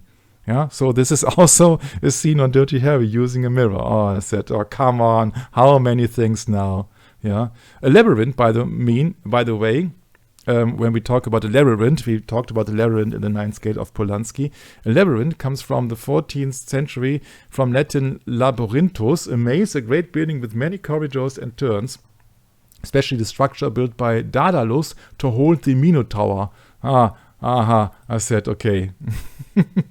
So it has also that meaning. A minotaur in Greek mythology is a flesh-eating monster with a human body and the head of a bull. Yeah. Transhumanism, somebody? Labyrinth, Minotaur, transhumanism. Must be a coincidence, okay? Labyrinth, by the way, also very coincidental, is a 1986 movie by Jim Henson, The Muppets, with David Bowie. Oh no, not again. By George Lucas, not again. By Columbia, not again. Labyrinth is used in Alice in Wonderland programming. The labyrinth was an element in the myth of the Minotaur and the churches of the Knights Templars, like the Cathedral of Chartres, the pentagram, the rose pattern of the orbit of Venus. So the labyrinth was an element in the myth of the Minotaur and the church of the Knight Templars. Yeah, has nothing to do with Bruce Lee, I think, huh? No. Labyrinth, David Bowie, DB 42. Where to start? Rosicrucians used the labyrinth garden for initiation at Hortus Palatinus of Frederick V. Rosicrucians, Freemasons, Knights of Templars, Labyrinth, Hall of Mirrors. My, so much coming into play here. Ron Hubbard, Scientology, described by his son as the maker of a labyrinth. Yeah, of course, it's a labyrinth in your mind because you can't escape your doctrine. Interesting, huh? The maker of a labyrinth, Scientology. I think that's very fitting here. And they won't let you out of Scientology, huh? My.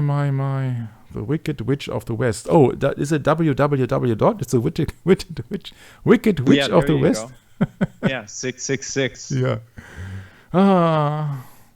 The Wizard of Oz. Yeah, always depicting people in front of the mirror, especially women. Magic mirror on the wall. Who is the fairest of the all?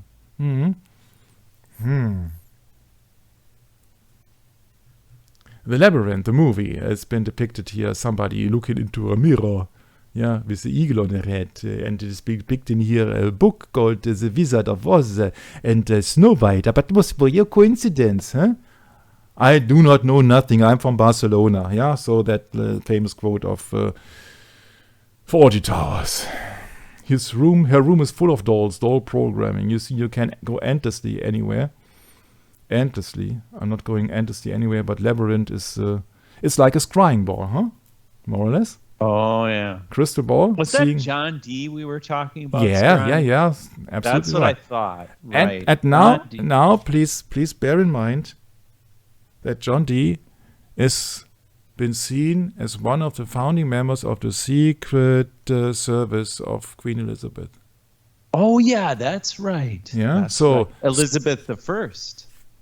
Scrying balls, all-seeing eye, and all these things with the magician tools. When it comes down to secret, can also be a resemblance to a Secret Service, huh? But it gets worse. The Labyrinth, and that's a movie. The Labyrinth is a symbol of the Matrix designed by the Demiurge, so the incomplete god who did it completely wrong the first time. So the other god has to do it right with Adam and Eve and all the BS, so pre-Adamic configuration. The human soul confused by the rational mind. The Labyrinth motive is also in Alice in Wonderland, Stanley Kubrick's in Shining with Jack Nicholson. Dark City, Kanye West. The Labyrinth also has obelisk and a sundial called the Gnomon with 13 hours, zodiac with 13 signs. Or 13 is the 13th strike of the hour means that something did not happen.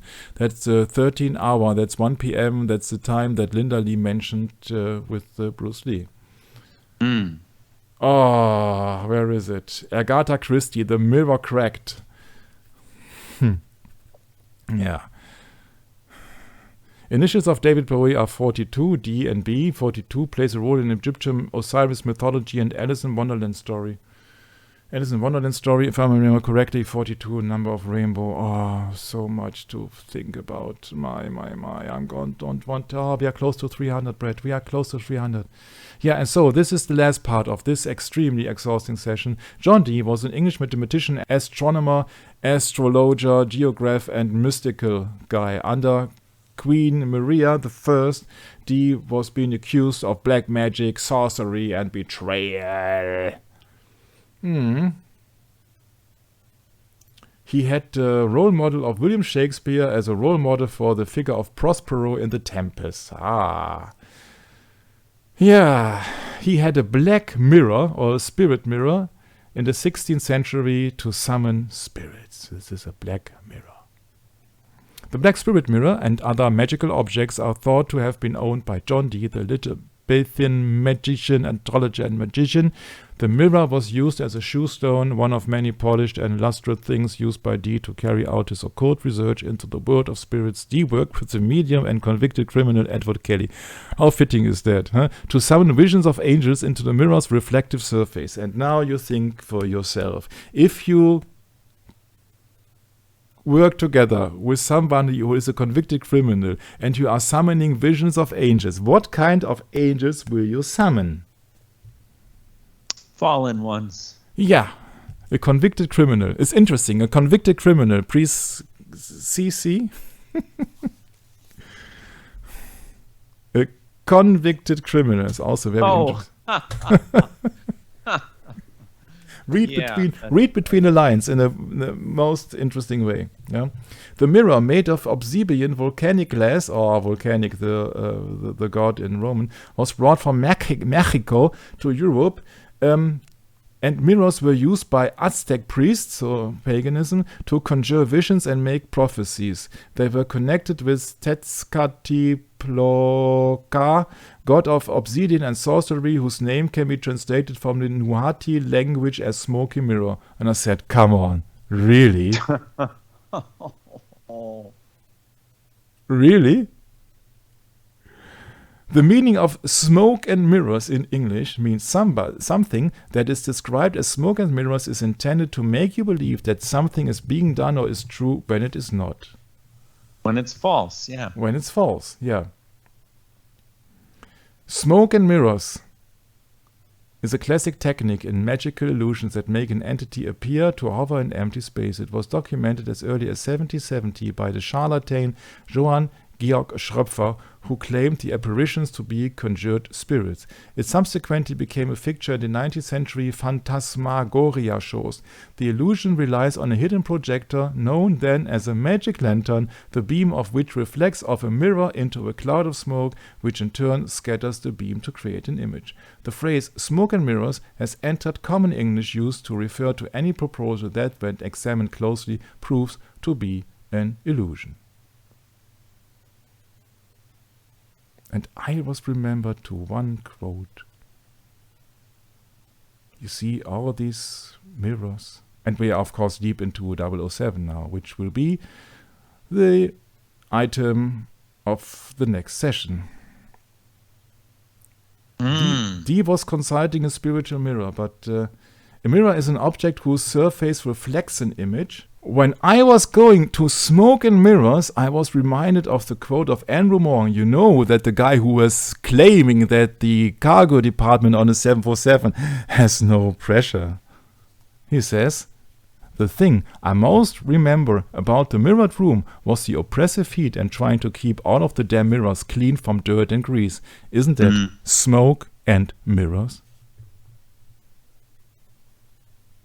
So whatever happened in that Enter the Dragon mirrored room can have to do with magic, can have to do with secret societies, can have to do with narcissism, can have to do that everything which appeared on film isn't exactly that what happened on the set, because I won't believe Andrew Morgan. I don't believe that the cargo department of a Boeing 747 is not pressurized, and I don't believe that it was the oppressive heat which was really a big problem, because Bruce Lee did not faint. And trying to keep all the damn mirrors clean from dirt and grease, it's very close to smoke and mirrors. That's what I call all these documentations about Bruce Lee, about these dragon stories, and that the demon approached Bruce in a mirrored room, and that is then the cause of all the mess, and it is just a curse on Bruce and Bran and all this stuff. I think it's all BS. I followed that road very extensively, and my suggestion is that it has much more to do to create the never getting old Bruce Lee, to remain a 32-year young idol. But I don't think that the Mirror Room has been discovered in its entirely dramatic, and we will do that, or we will try to do that in the next session. I'm sorry that it took that long, but it was so much. It was more than 300 pages to discover about that Mirror Room, which is the most remembered scene maybe on Enter the Dragon. And they did it on purpose. And I think that has much to do with Dorian Gray, a fantasy which came from a Freemason called Oscar Wilde. Thanks for having me, and I'm glad that I can hand it over now to my beloved brother Brett. Thanks again. Wow, Michael, that is really some journey we took just now. And for those of you that made it through this extra long, extra large session, our hats are off to you, brethren. And I was just thinking about the Exodus chapter 20, where we are instructed what God commands and actually requires of us. And I always keep thinking about Exodus 20, verse 16. Yes, thank you, Michael. Exodus 20, verse 16, thou shalt not bear false witness against thy neighbor. Well, isn't that interesting? People will get technical and say, well, that's my neighbor. I can bear false witness against everyone else, can't I? Yeah, that's what we should expect in this Antichrist world. We all just run around, bear false witness all the time then. Great.